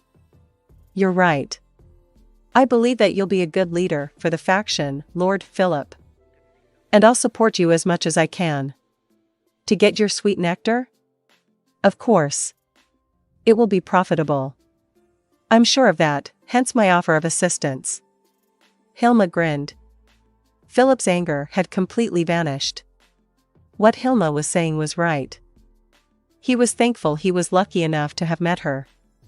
Not only did she have all the things Philip didn't have in the capital, like financial power and connections, she was friendly with him like this. She made it so easy to understand the merits involved and told him exactly what compensation he needed to provide, allowing him to feel comfortable working with her. If you stick with me, I'll make you the wealthiest woman in existence. It seemed like her eyes widened slightly. Then she smiled in satisfaction. That makes me so happy. I've been thinking I'd like a necklace with a big jewel like the noblewomen wear. Work hard, Lord Philip. Yes, leave it to me. By the way, there's something I wanted to ask you. All right. Go ahead. What is it? Why are you so thin? Is something wrong with you? He needed her cooperation going forward or the plan wouldn't work. If her sickness couldn't be cured by a priest, he would have to find a replacement for her as soon as possible, or maybe she could recommend someone to succeed her. No, there's nothing wrong. I've heard the daughters of large families go on diets to lose weight. Is that it? Hilma smiled. It was a smile he'd never seen before that made him indescribably anxious. No. I just can't eat solid food. Which means I can only have liquids, and I can't have too much, so that's why. If I do get sick, I'll have to get some treatment cast on me, so please don't worry about that. The atmosphere reverted abruptly to the way it had been a moment ago. I won't die without sucking up lots of sweet nectar from you. Okay. I see. That's fine, then. But you can't eat solid food? How come? He didn't mean anything particular by the question, but the results of asking it were major. It was like all the emotion drained out of Hilma's face. Philip panicked at the change, which was even more dramatic than the previous one. What's wrong? Do excuse me. I was just remembering. She held a hand over her mouth as she said it. She looked awfully pale. I'm sorry. I must have brought up bad memories. What sort of trauma did one have to go through to end up incapable of eating solid foods? Now it seemed she was living a luxurious lifestyle, but perhaps there had been a period of her life where she was eating poorly? He wanted to ask, but it was clear to him that he couldn't. Lord Philip, I think it's about time to welcome the representative. If you escort her in, everyone's eyes will be on you. That will convey more clearly than words who the host, who the most powerful person here, is. You're right. At the royal cocktail party, she had appeared solo, so he figured that was normal, but apparently that wasn't the case. He was embarrassed to not have known, so he pretended it had slipped his mind until now. I'm sure everyone will be surprised. A bunch of people who failed to greet you will get anxious and panic. Philip felt a sadistic pleasure. There were nobles gathered here who had greater titles and more land than he did. What would the look on their faces be as they stood before him, the unnecessary burden of a child in the family? Right. I shouldn't keep her waiting. Let's call her. Then I'll lead you partway there. Hilma called a waiter, and he took Philip to the room where the representative of the Nation of Darkness, Lady Albedo, was waiting. He knocked and then opened the door. The woman inside was simply too gorgeous. She wore a raven-black dress different from any he had ever seen in the kingdom. Her bare shoulders were a radiant white. Around her neck was a string of large jewels, yet it wasn't gaudy at all, but rather a modest accompaniment to her beauty. She's so pretty. He blushed in spite of himself. Shall we go? Yes, allow me to escort you. He took her hand in its black lace glove and helped her to her feet. Standing next to her, he noticed a pleasant smell. What perfume was it that made his heart so light? He was suddenly seized by the urge to smell more of it even if it meant snorting, but obviously he couldn't bring himself to do such a thing. They walked together to the ballroom, but the silence weighed heavily on Philip. He racked his brain to try to come up with a good topic, but only thought of something right as they reached the ballroom's door. The ballroom is full of nobles. They're all here to meet you, Lady Albedo. The choice of topic wasn't all that sudden, so she replied right away. I'm grateful for your support, Lord Philip. Albedo gave him a familiar smile.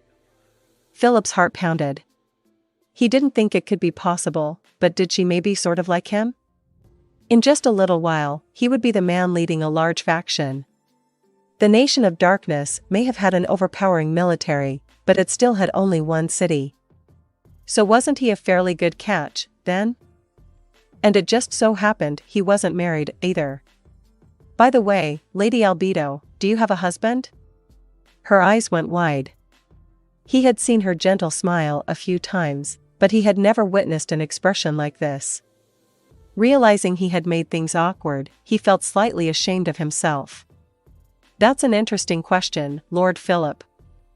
It's a terrible shame, but I don't. I'm lonely and single. Is that so? With your beauty, I assumed you would be inundated with proposals before you even said a word. Oddly enough, I'm not. That said, even if I were, I wouldn't know what to do with them. So I actually feel like things are perfectly fine the way they are now. I see. When they reached the door, he put his arm around her shoulders and pulled her close. He heard a strange creak and turned to look for the source of the sound. Is something wrong? Albedo asked with a smile, and the slight question in his mind slipped away. No, nothing at all. Now then, allow me to escort you. What could they see? Hilma was just a little curious how these nobles dressed to the nines viewed this ballroom. First-class cuisine, first-class waitstaff, first-class furnishings, first-class music, and third-rate garbage nobles. Most of the nobles at this ball were freeloading third sons, or worse, the spares of the spares, disappointing and headache-inducing for all sorts of reasons. One look at their faces was enough to tell. Many of them, feeling liberated, wore triumphant smiles, and likewise many of them were ablaze with ambition. To people like that, this ballroom was a place to satisfy their vanity. But really, this place was a feeding ground. The kingdom's noble society had been thrown into confusion. Even a few months after the battle with the Nation of Darkness, the scars were large and showed no signs of healing. Some factions disbanded while others formed. Noble houses that had been at the top suddenly found themselves on the bottom. The kingdom's current chaos was a great chance for the nobles who, for whatever reason, hadn't belonged to a faction before. No, it was their last chance. If the factions reformed, they would be driven into a corner. This place should have been a giant feeding frenzy for them. They were starving fish, trying to get the small fries in their bellies. Meanwhile, the small fries would probably be eaten in a single bite without even realizing the larger fish's aim. Or would they notice it and manage to swim away? Or perhaps there were small fry nobles who would take a bite out of larger fish and feast. After observing the ballroom for over an hour, Hilma had determined that there were no first-class nobles here, no one worth working with. But she didn't despair. If there were any first-class nobles who could enter this dangerous ballroom unfazed, there was a good chance they were spies. Though she had rejected them during the invitation phase, Hilma didn't feel she had managed it perfectly. She was sure a noble from some faction or another had managed to infiltrate. She considered it amusing. Her report would have more depth, which would make her more valuable, so it wasn't a bad deal for her. Okay, it must be about that time? It had been an hour and a half since the ball started. It was the appointed time. Hilma's true job started now. I'm scared. Her arrogant attitude of earlier had vanished as if it had never been there to begin with. A fear that the gentle word scared couldn't even cover welled up from the pit of her stomach. The thought that if she displeased them, she would be sent back to that hell made her want to flee at top speed. Of course, if she did that, she would probably be punished in a way that would make even that place seem like heaven. She had given orders to kill more than once as a member of the Eight Fingers. And she had even given orders to make people suffer before their deaths. But any of her orders seemed downright merciful compared to the treatment she received from that monster. Hilma. The voice from behind startled her. When she turned around, it was the most idiotic man in the ballroom. Is something wrong? No, Lord Philip. It's nothing. Hilma hid her true feelings beneath a smile. She was annoyed with herself for getting caught off guard by such a piece of trash. Lady Albedo wanted to take a 10-minute break, so she was looking for you. She's been talking with nobles non-stop, so it's only natural that she would want to rest. Understood. I'll show her where she can relax. I see. Then maybe I'll go with you. What are you talking about? Hilma was truly disgusted with him. Or has he sensed something? Wary, she kept up her act. I think it would be better if you refrained. Why? I've been at her side all this time. I don't think it would be strange for us to go together. Now she knew he really didn't get it. In other words, he was a moron among morons. He was an imbecile who had none of the manners or sense that a noble should have. If a man who is not a woman's husband accompanies her to a room to rest, that gives everyone an opportunity to gossip, but I was going to come right back after escorting her. Even so. I understand your concern as her host. But as the one providing the venue for the ball, I can take her to the resting area. Yeah, he seemed like he wanted to say something, so Hilma waited in silence. Really, she wanted to tell him to spit it out already, but he was the host. She couldn't be too rude to him. What do you think I would have to do to marry her? His question made her forget her act. What did you just say? About a way for me to marry Lady Albedo. Hilma wanted to scream, is this nitwit for real? But she reined in the urge. She didn't think his stupidity was the bottomless kind. According to the information she had gathered, this woman was the right hand of the King of Darkness, essentially the Prime Minister. A low-level noble from the neighboring country couldn't possibly have these kinds of designs. She would have been less surprised if he had asked how to go about marrying Princess Renner. I mean, I managed to gather all these nobles together, didn't I? I think I'm on her level, don't you? Hilma clamped her hands over her throat in spite of herself. Though she knew none of those things would slip down it, the fear and anxiety from the trauma of being shredded up made her do it. No, trauma wasn't the end of it. How would she feel if she heard this nonsense coming from the mouth of this not at all attractive man? If the blowback fell only on Philip, that was fine, but if any malice was turned on her, it was possible that dark hell awaited her again. Surely that's going too far. I've heard she's the Prime Minister of the Nation of Darkness. I wouldn't be surprised if that's the equivalent of a duchess here. But the Nation of Darkness only has one city. What does that have to do with it? His remark disparaging the Nation of Darkness gave her goosebumps. Certainly, its territory wasn't so large, even including the Katsa Plain. But wasn't its military mightier than anyone's?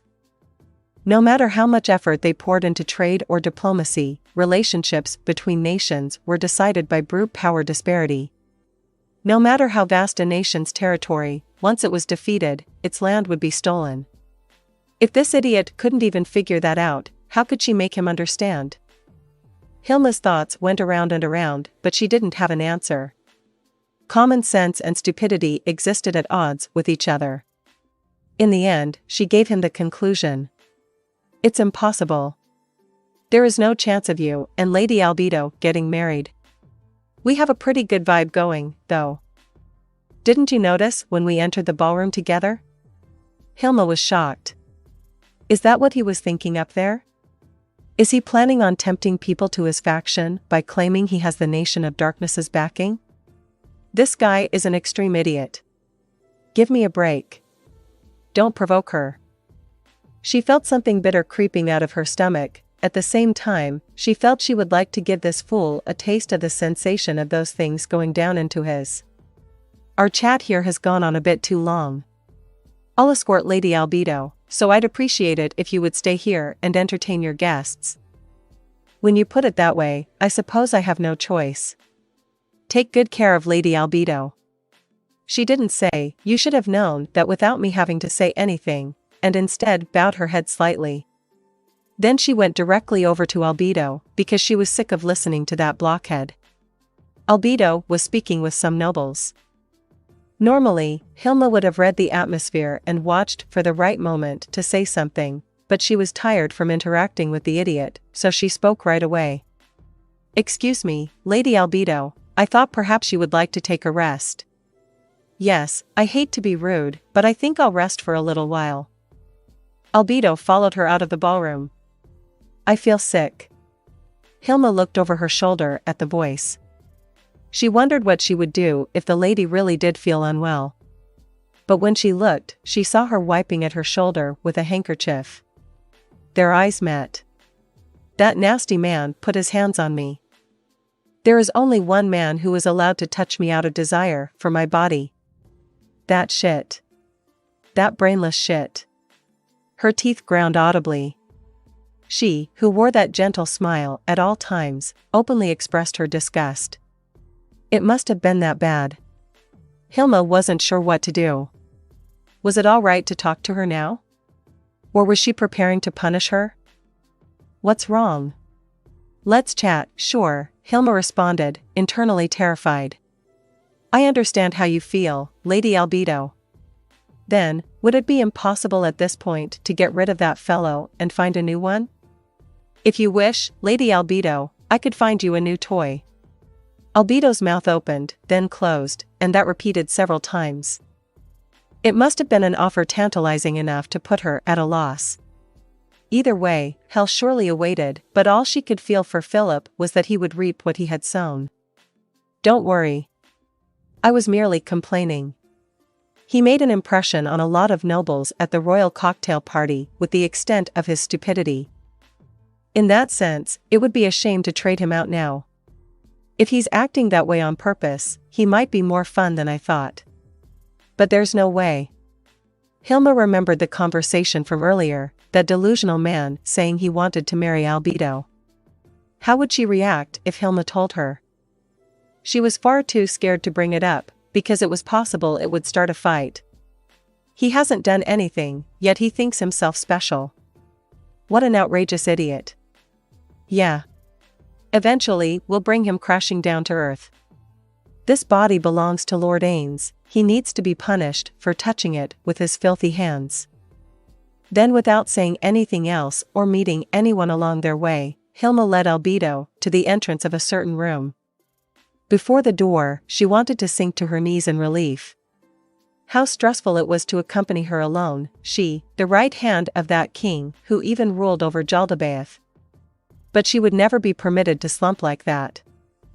Hilma mobilized every last bit of her physical and mental energy, and at the same time, she promised herself that when this was all over, she would spend an entire day sleeping. This way. When Hilma opened the door to the room, the men sitting inside all stood at once. They were as bone-thin as she was. They were her colleagues.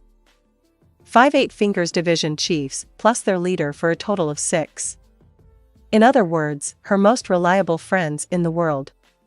Once they had quarreled, but the thought couldn't possibly cross their minds anymore. Having learned the connection between Jaldabaoth and the Nation of Darkness, they were all in the same boat. Until this country was swallowed up, until they were liberated, they would have to work together as slaves. When her friends, with whom she felt even intimate, set eyes on the embodiment of fear that was Albedo, they bowed deeply. Their shoulders shuddered with a terror they couldn't fully conceal. Albedo had Hilma close the door, and she took a seat in the highest quality chair in the room, which had been placed in the most honored position. Neither the men nor Hilma made to sit down, instead standing at attention while waiting for orders. All right, I have orders for you. First, I want you to transport all kinds of materials to the Nation of Darkness. Understood. It will be our pleasure to offer them to you. The smuggling division chief answered without a moment's hesitation. How could he possibly hesitate?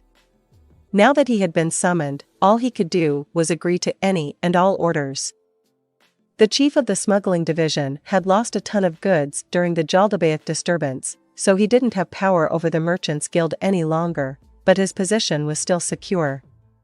That was because when he did business with the nobles fighting the Nation of Darkness, he had done all his deals in cash up front. The merchants who had permitted payment after the fact were all struggling now, so perhaps it was more accurate to say that his reputation was once again on the rise. That's not what I mean. Sell them at the appropriate prices. And with the money you make, buy food to prepare the kingdom from the food shortage that is sure to hit. There's a lot of food that the kingdom army wasn't able to move. No, let's have foodstuffs be handled under a forward contract. Lord Ainz has already begun producing large amounts of food for that purpose. Given how many workers they had lost, the future she described was sure to come to pass. Understood. We'll have the merchants get started right away. These are what we want the most. Make sure to have them bring plenty in the first batch. He reached out reverently for the bag she'd tossed onto the table. Yes, ma'am. And how is the magic item research going? A different person answered with zero delay. My humble apologies. He bent over so hard, he whacked his head into the table. The sound it made was surprisingly loud. We've enlisted the help of the Wizards Guild and are investigating as we speak. Please give us a bit more time, or rather, if you don't mind an in-progress report, I'm happy to give it. Sure, that's fine. Work as fast as possible. And another thing. Have you decided on your new members yet? If you have, I need to take them back and baptize them. The new members were to fill the empty seats, new division chiefs. Recalling what baptism entailed, Hilma felt nauseous. She desperately tried to keep her expression steady, but her colleagues all had the same look on their faces. The demonic baptism had broken their spirits and obliterated their will to resist. If any of them had been told they would have to endure it again, they would have burst into sobs like a child. Unfortunately, we haven't decided yet, their leader said. It was true, but it was also a lie. There wasn't actually any reason to appoint new heads. The chiefs missing were the security divisions and the slave trafficking divisions. The latter's deals were mostly done, so there wasn't much benefit to choosing a new one. As for the former, they weren't sure if there was any point in having one. Besides, the ones you've lent us are outstanding, so it might be a good idea to have them as chiefs. They were borrowing undead, and all of them were unbelievably strong. When they heard the 6 arms were dead, a group of mainly former worker riffraff had gathered. One undead was sent in to put them down and massacred a group that numbered nearly 40 without letting a single person escape. And there was another laughable reason: no one present wanted to make anyone go through what they had. The rulers of the underworld, who put out bounties on people like it was nothing, didn't wish even a taste of their own despair on anyone else. Okay. If the organization will function properly, then I have no problem with it. Do you have anything to ask of me? I don't mean to trouble you, but in the mine I'm borrowing, the skeletons you lent me are doing a fantastic job, so I was wondering if I could borrow them a bit longer. Yes, of course. If you'll pay the fee, I'll continue lending them to you. Thank you. The man who spoke wiped the sweat off his forehead with a handkerchief that was so wet, it had changed color. The most formidable thing about the Nation of Darkness was that it gave not only whips, but carrots. The strong didn't simply steal from the weak, but wheeled and dealed like capable merchants, following the rules. In fact, as long as they didn't show any desire to rebel, it was like having an immensely powerful protector. It was incredibly comforting. Of course, when they actually stood in front of that protector like this, they wanted to flee in terror, but still. Now then, it goes without saying why I'm here in person. I believe I've already said this, but you will cooperate with the Nation of Darkness as we absorb the kingdom. Gain as much influence in the outside world as you can. Understood. They all hurriedly bowed their heads. There was no way they could object to the kingdom being taken over. If those monsters wanted to do something, it would happen sooner or later. At first, they considered going to the Blue Roses, Drops of Red, and Raven Black for help, but when they learned that the Nation of Darkness was so overwhelmingly mighty that even Jaldabaoth was under its control, they realized there was no hope. Their only choice was to bow their heads and wait for the end. Right, Hilma and the others' shoulders twitched. There's one last thing I forgot to say. There's a magic item I personally want you to search for using your intelligence network. Send regular reports of your results on parchment to Albedo of the Nation of Darkness. I have no idea what it even looks like, but what sort of item is it?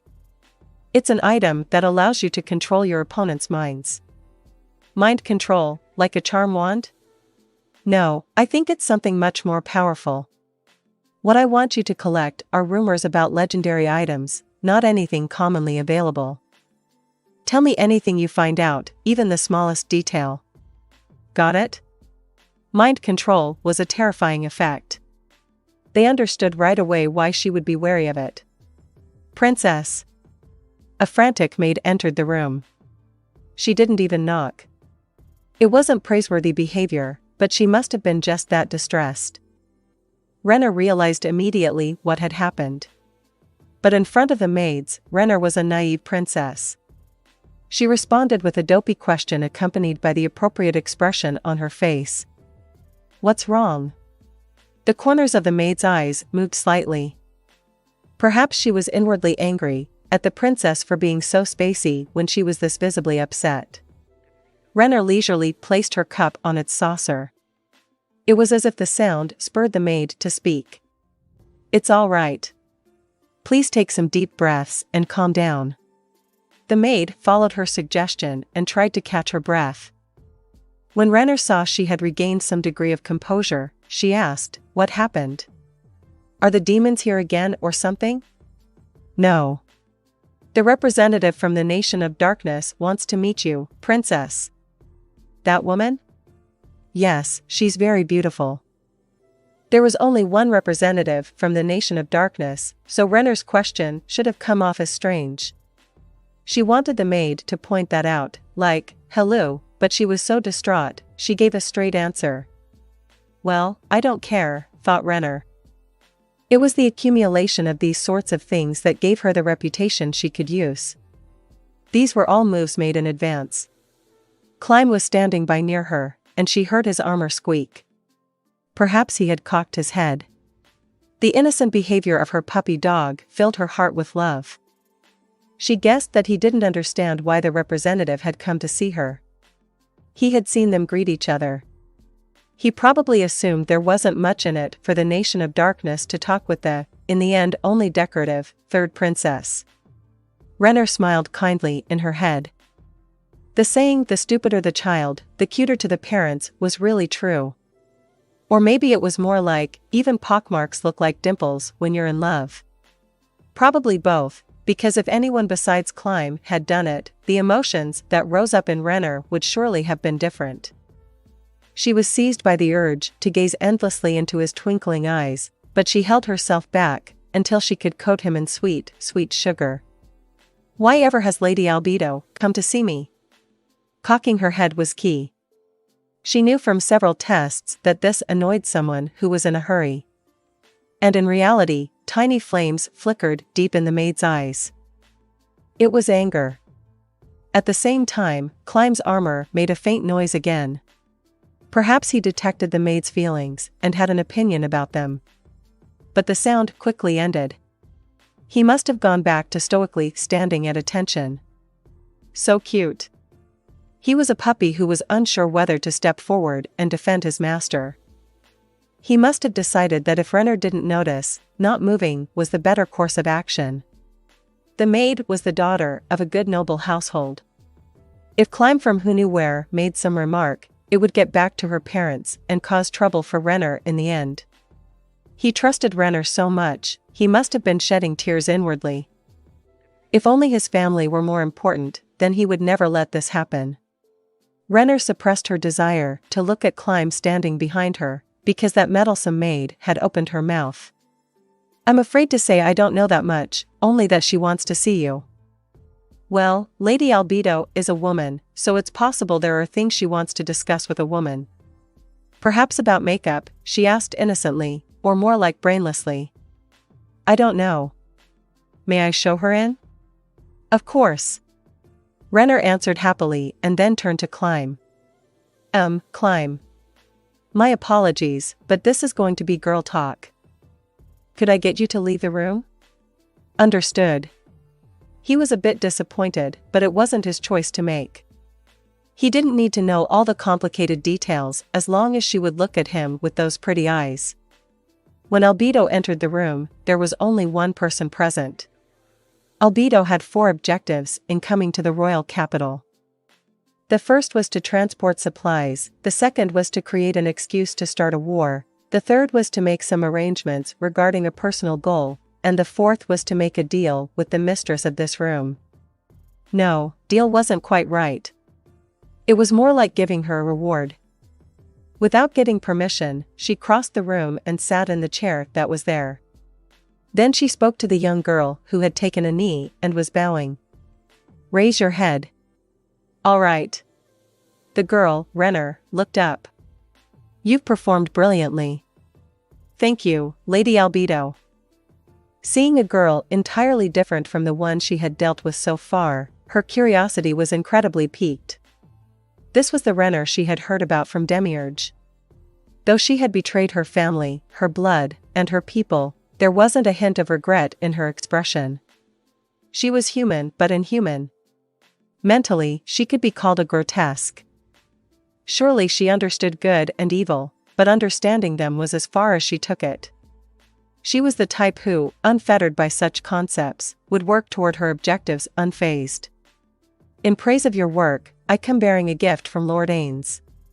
She pulled the item he had entrusted to her out of space. It was a small box with multiple seals on it. It would never open unless all the conditions were met. Its albedo watched like a researcher observing a guinea pig as the girl received it with gratitude. And the girl was a guinea pig. That was precisely why their interests aligned. Thank you. Please extend my gratitude to Lord Ainz Ooal Gown as well. I will. Regarding the other thing you wanted, that goes without saying, right? Of course.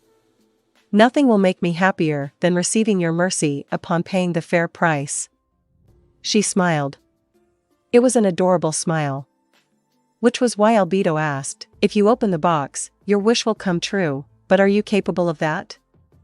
What would the members of Nazarick think if they knew Albedo was worried about a human? But once the girl's wish came true, she would be given a position equivalent to a domain guardian. Albedo wouldn't be punished for showing a little concern for a future subordinate, would she? Yes, Lady Albedo. I'm already preparing. Then make sure you're ready by the time we invade. Understood, Your Greatness. When the girl bowed her head, Albedo looked behind her. The thing lurking there appeared and bowed its head as well. She felt like it might be wise to give this girl more troops, but she held back. If this girl's activities were discovered before the Nation of Darkness attacked, there would be no point in bringing her into Nazarick. In other words, this was a test. Then that's enough formal discussion. The tone of Albedo's voice changed. Renner looked confused. It's too early to leave. Shall we chat about something? Have a seat now. Why don't you tell me about your puppy dog? Albedo was met with an ear-to-ear grin. It would be my pleasure, Lady Albedo. And if you don't mind, could I hear about Lord Ainz Ooal Gown, too? End of the second chapter. If you like my content, join me on Patreon, where you can find more and exclusive novels. Also, you can leave a donation by clicking the Super Thanks button. Thank you very much for your support. Intermission. Deep in the slain theocracy, there weren't many people who were permitted to enter this sacred room. First, the one with the loftiest status in the theocracy, the High Priest Superior. Then the 6 High Priests, each in charge of a denomination, for each of the 6 gods. Incidentally, it was from these High Priests, excluding the denomination of the current High Priest Superior, that the next High Priest Superior would be chosen. The High Priest of Fire, Berenice Nagua Santini. The sole woman in this gathering. She was over 50, and perhaps due to her age, she was rather plump. The motherly smile on her filled-out face calmed all those who saw it. The High Priest of Water, Zinedine de Langelfi. An old man like a withered tree branch. His face had wizened to the point that his age was a mystery, but his skin had already grayed. That meant his health was a concern, but he had no rivals when it came to knowledge and wisdom. The High Priest of Wind, Dominic Iyer Partouche.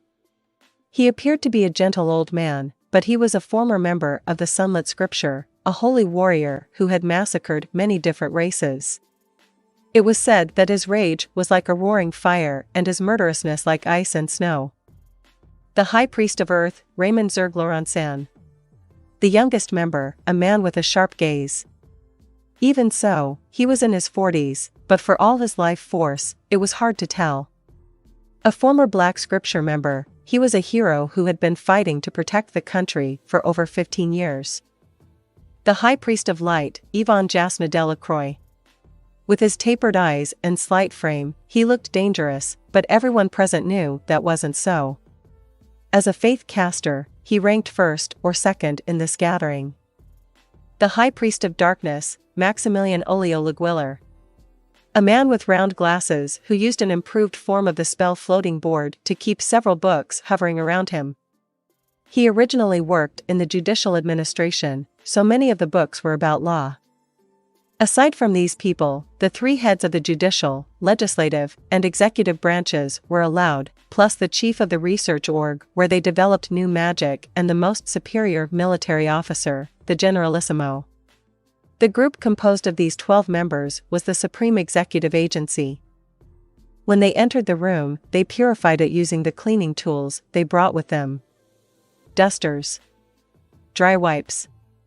Wet wipes. A magic item for sucking up dust. They cleaned the room with practiced hands and not a single wasted motion. Though they were the most elite of the slain theocracy's population of 15 million, they cut no corners, getting their neat robes dusty and sweating as they continued cleaning in order to not let a single speck of dirt remain. When they were done, the room, which had been clean to begin with, gleamed. They wiped the sweat from their brows, lined up, and bowed deeply to the 6 statues watching over the room from its rear. We thank the gods that we mere humans live another day. After the high priest superior spoke, the others intoned their thanks without missing a beat. We thank you. Bringing their heads back up, they put all the cleaning implements in a corner. Then they cast clean. The dirt vanished from their clothes and tools. The towels they had used to wipe their sweat smelled freshly laundered. The first tier spell erased all dirt and dust in an instant. By casting on the scale of the whole room, it would have been simple to clean it. But none of them was so impious as to do such a thing in this shrine room. After finally purifying themselves, they sat at a round table, including the highest-ranking person in the theocracy, the high priest superior. In this place, the people sitting there were all equal. There was no hierarchy, they cooperated as friends, yes, for the prosperity of the human race. Well, I'd like to bring this meeting into session. The one leading the meeting today was the High Priest of Earth, Ainz Ooal Gown. Our first topic is the country that occupied the Re-Estize kingdom's fortress city Irantal and established itself in that area about 2 weeks ago, the nation of darkness, Ainz Ooal Gown. There was no matter more pressing than the mysterious country that had appeared so suddenly. But the people who knew details were few, so the intelligence they had gained was only hearsay. For starters, they had heard that the King of Darkness was an undead, that he was an immensely powerful caster, that he had wiped out the kingdom's army, that he controlled a military of undead, and that among those undead was a Death Knight. Raymond, the leader of the 6 scriptures and the leader of the meeting today, was supposed to report on what they had found. Someone spoke abruptly. Perhaps we should have intervened instead of watching on in silence. What are you saying? We agreed that it would be too dangerous to face a caster who could control a Death Knight head-on. You seem to be against it, so let's not rehash it all. Still, I can't believe they formed a country. Everyone nodded. What is the Empire planning to do? It's founding the country jointly with the Nation of Darkness as an ally, but is that because it's suddenly become its backer? Or is it being manipulated? It's not manipulation. They have paradigm. Were we wrong to think we could trust the Emperor? The real problem is that we're not making effective use of one of the few deviants. Couldn't we launch the plan to bring that one over to our side? Well, a sudden clap rang out, chilling the heated atmosphere. Star Reader, second sight of the Black Scripture, observed the war between the Empire and the Kingdom. Please forgive the late report, some issues have caused delays. Was the issue that strange incident of her locking herself up in her room and refusing to come out? Is what everyone thought. First, I'll pass around this report of what she saw. Nothing we learned later is included here. This is just her words regarding the Nation of Darkness's army on the field. Everyone thought that was rather inconvenient, but they quietly read the papers when their turn came. When they flipped to the final page, their hands froze. They read and reread the same passage. Everyone's expressions reached a stiffened state independently. And their faces paled. Raymond watched those changes, smiling.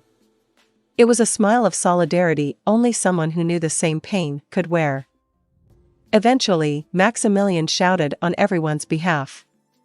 He opened his mouth so wide, his glasses tilted, but he didn't have the presence of mind to fix them. Lies. I don't think this could never happen. As I mentioned, this is strictly a record of what she said. Raymond was so calm that Maximilian was lost for words. While Maximilian caught his breath, as if he had just come running over at full speed, Berenice asked her colleague for confirmation. Can I ask one more time? Is this really true? If you believe Star Reader, Second Sight, then, everyone looked down at the pages again with a bitter face. The part they had all stopped at was the description of the King of Darkness's army. Hundreds of Death Knights, at least 200.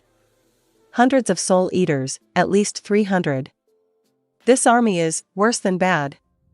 If it went berserk, the kingdom, empire, the city-state alliance, and the sacred kingdom would be obliterated. We would be, too. If they surged for an attack, it would take centuries to recover from the damage. Death Knights. Estimated difficulty rating, 100+.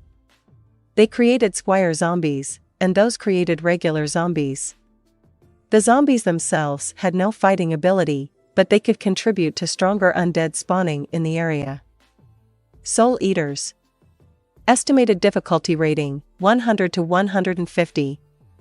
An undead with a bombardment ability that ate the souls of those it killed. It had an ability that made its powers stronger the more souls it ate. It also gave off an aura that caused fear, meaning anyone who wasn't a caster who could use tier 3 or higher would have a rough time facing them. Even just one of each could destroy a city or a country if it was unlucky. She didn't mistake them? Or could the King of Darkness have realized we were watching and created illusions of them to confuse us? Yvonne stuck a withered finger in the air and brought up several possible explanations. Some voices oohed that it could be that, but Raymond cut them off. Black Scripture members have knowledge about all sorts of monsters pounded into them. Certainly, it's unclear if she remembers it all, but she, Star Reader, Second Sight, oversaw the knowledge side of things. It's unthinkable that she would make a mistake like that. Additionally, we've confirmed the presence of Death Knights and Soul Eaters at the capital of the Nation of Darkness, what used to be Irantal. There came the sound of several exhausted sighs. Everyone sounded incredibly tired, forced to accept this truth, as their murmured consultations began. What should we do? Our job is to protect people, so what is our best course of action? What can we do about 500 monsters so powerful that a single one could destroy a country? So they have the military might of 500 small countries. That's insane. What a balance-breaking nation. The question is what the King of Darkness will use that might for. If he just has it for defense, then there shouldn't be any issues for a while. Don't be stupid. That's far too much to protect his own country. And in the first place, isn't he an undead? They hate the living. I have no doubt he'll attack neighboring countries. There's no point in thinking about what he might do with the power he has. We should be thinking about how to counter him. That was right, so their conversation changed course. Then, the most important thing is whether the Black Scripture can handle it or not. The Black Scripture was the slain theocracy's most powerful trump card. It was a special unit made up of heroes, similar to a team of adamantite-plate adventurers, but definitively different.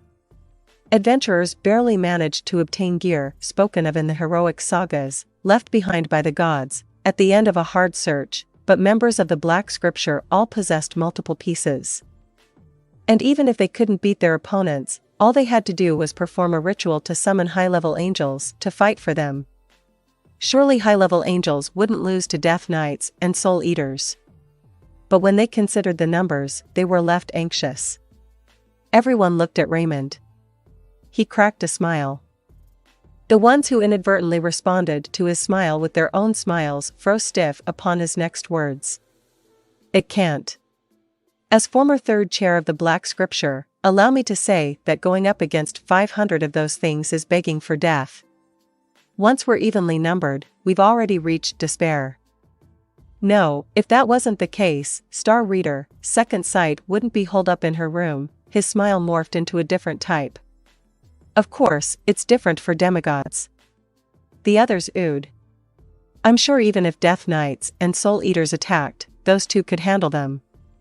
Of course, we should have a surefire backup just in case. So those two can do it? That's encouraging. Amid the flood of cheers, Zinedine sighed. When they heard how gloomy and tired he sounded, the rest of them lowered their voices. What are you hiding? Zinedine, what do you mean? The laws don't prohibit perjury, fabrication, or concealment, but we're comrades with a common goal, so we should have tacitly agreed that those things are deadly sins. With that in mind, I'll ask again. What are you hiding? Really, Zinedine? What are you talking about? Why are you asking that? Dominic, there's something bothering me. Why is Star Reader, Second Sight, locked in her room? When he realized no one could reply, he continued, out of pessimism. Or perhaps shock. That undead army was probably terrifying. But would a member of the Black Scripture hole up in their room over that? It's because she witnessed a power that not even demigods could defeat. This isn't the end of the report, is it? Everyone looked between Raymond and Zinedine. What were you planning to accomplish by keeping it secret? I trust you. I know you're not the kind of man who would use the scriptures for your own ends. But what is it you feel you can't discuss here? Brilliant. So perceptive as always, Zinedine. I was going to see what was possible first, but, well, let's just talk about it now. It was giving me stomach pains, thinking about it on my own, so it's best if I can share with all of you. Raymond scanned everyone's faces. How much have you all heard about the war between the kingdom and the empire, no, the nation of darkness? The one who spoke up as representative was the High Priest Superior.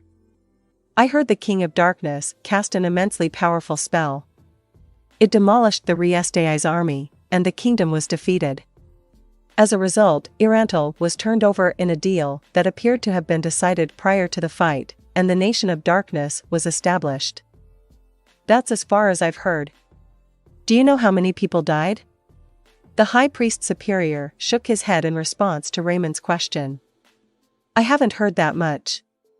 If I haven't heard, then probably the rest of you haven't either, right?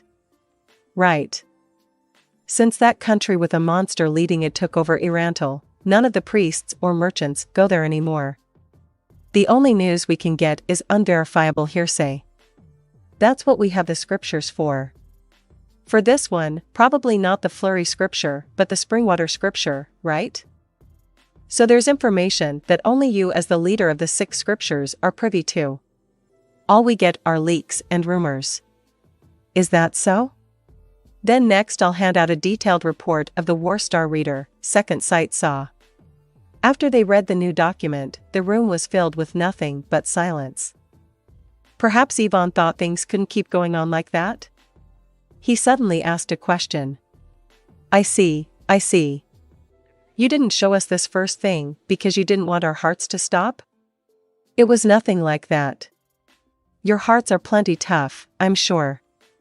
But I did wonder, if I gave you this first, if you would even believe it. Yvonne grudgingly nodded. That's a good point.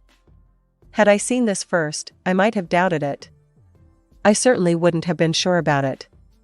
But once we understand that the King of Darkness's army from the previous document is the truth, then the rest of this that she saw must also be true. But, I don't want to believe it. Over half the kingdom's army died from a single spell? The army mobilized 260,000 troops for this fight. Even just half of that would be 130,000. I heard the kingdom's army was annihilated, but this is just what she saw, right? It's common enough to overestimate casualties. Still, even if you just take the line about the single wing being obliterated, that's 80,000 dead. And then he sacrificed them to summon those hideous monsters. We can't deny what she saw. This is divine magic. Tier 11, don't you think?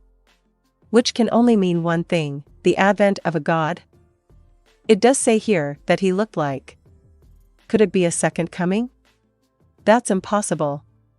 According to the oral tradition, Lord Sulshana, the god of death, was killed by those horrible 8 kings of avarice.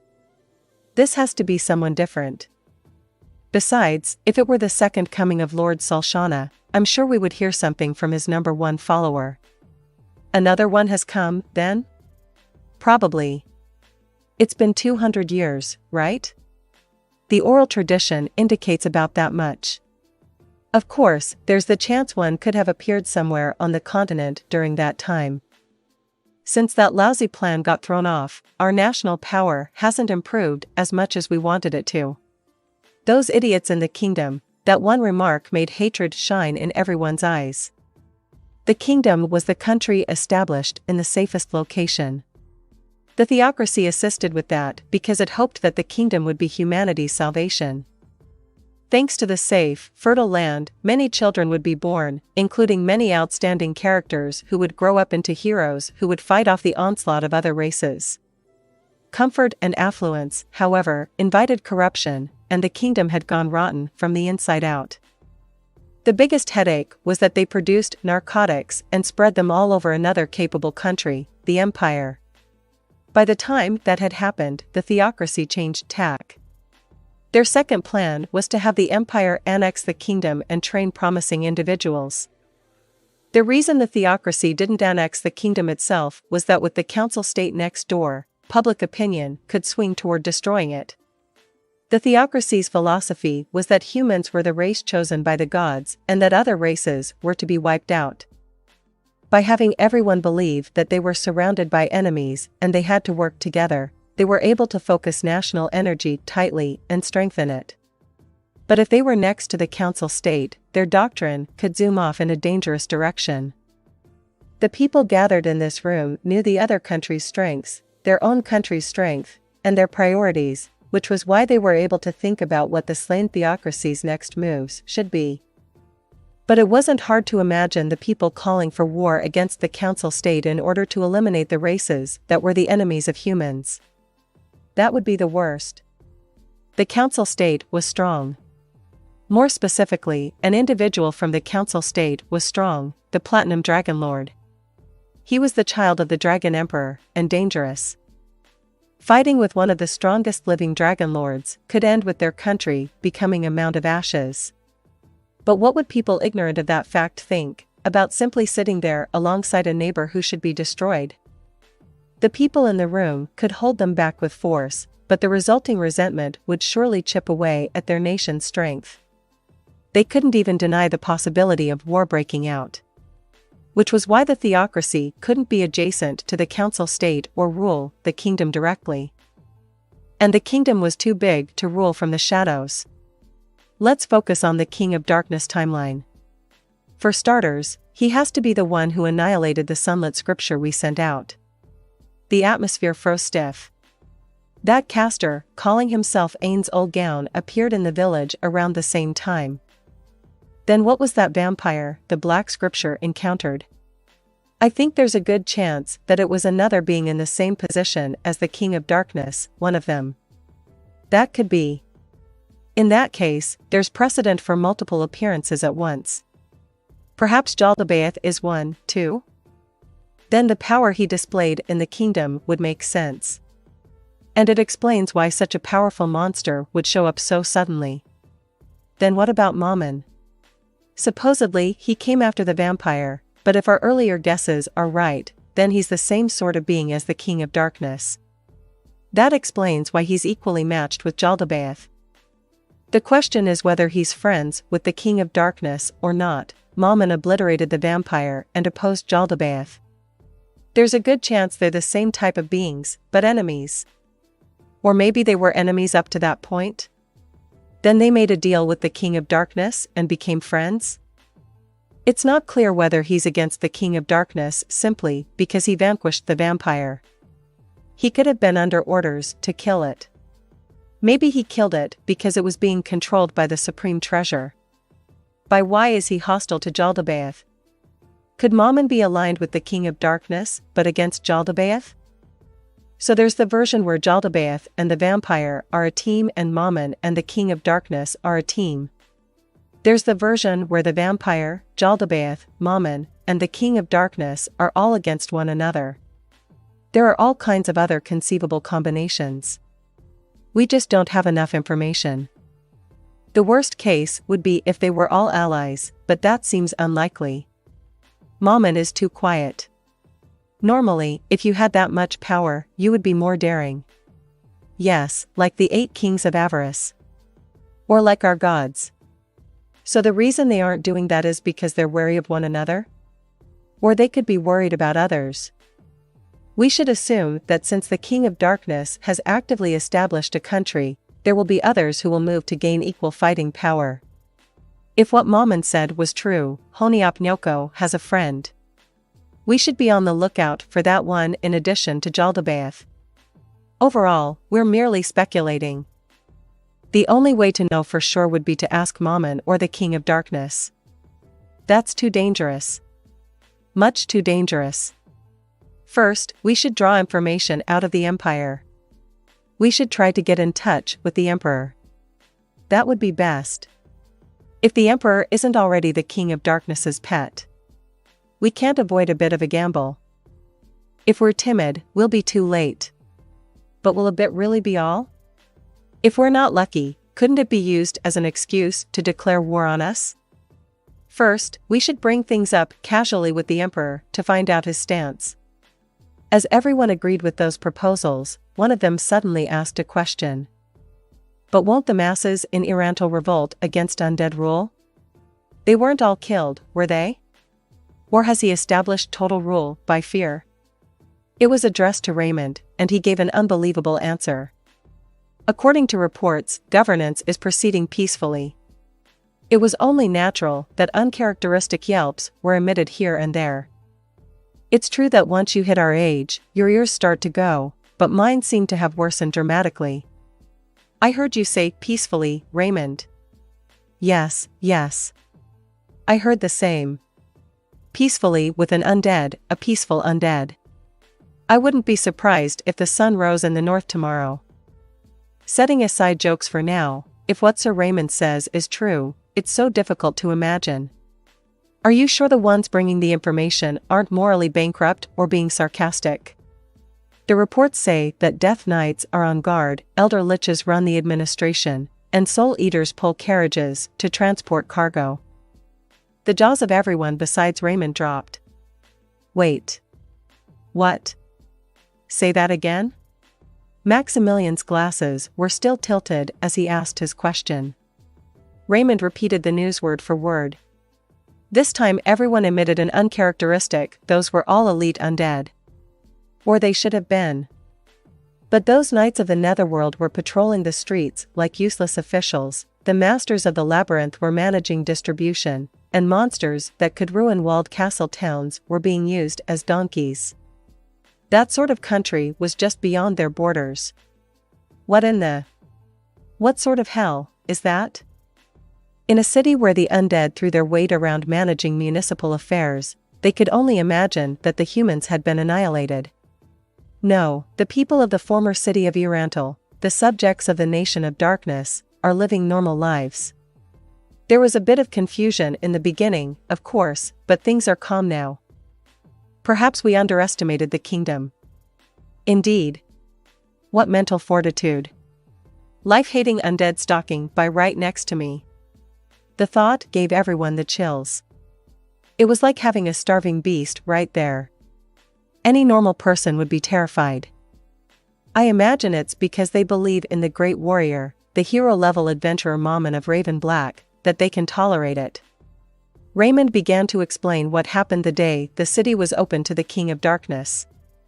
Everyone listened with sober expressions. It does seem like Mammon and the King of Darkness might have been on the same side originally. This does seem to be the proof that Mammon and the King of Darkness are in cahoots. They did both appear around the same time, right? Everyone cradled their heads. Either was possible, but they didn't have confirmation one way or another. Is there some way we could set Mammon and the King of Darkness against each other? Maybe using the citizens of Irantal. It's dangerous. Much too dangerous. We might end up with both Mammon and the King of Darkness standing against us. That's exactly right. We're suffering a great many losses at present. Though they've been resurrected, the members of the Black Scripture, the destruction of the Sunlit Scripture, the loss of the crown, the deaths of the Shrine Princess and Lady Care. It will probably take decades to recover. I doubt we need to be grilling meat beneath a sleeping dragon's nose. Right. To begin with, we must avoid a two-front war. The hostility in the room ballooned instantaneously. Those grimy traitors? Damn elves. The theocracy was in the middle of a war with the elf country in the woodlands to the south. Originally, the two countries had a cooperative relationship. But ever since that fell apart, the theocracy had been using all its energy to wage war against the elves. At present, they had succeeded in building a forward base near Crescent Lake, where the elven capital was situated. The plan had been to destroy them within a few years, but it wasn't working out. Should we pause the war with the elves for the time being? Don't be stupid. How much blood do you think we've shed thus far?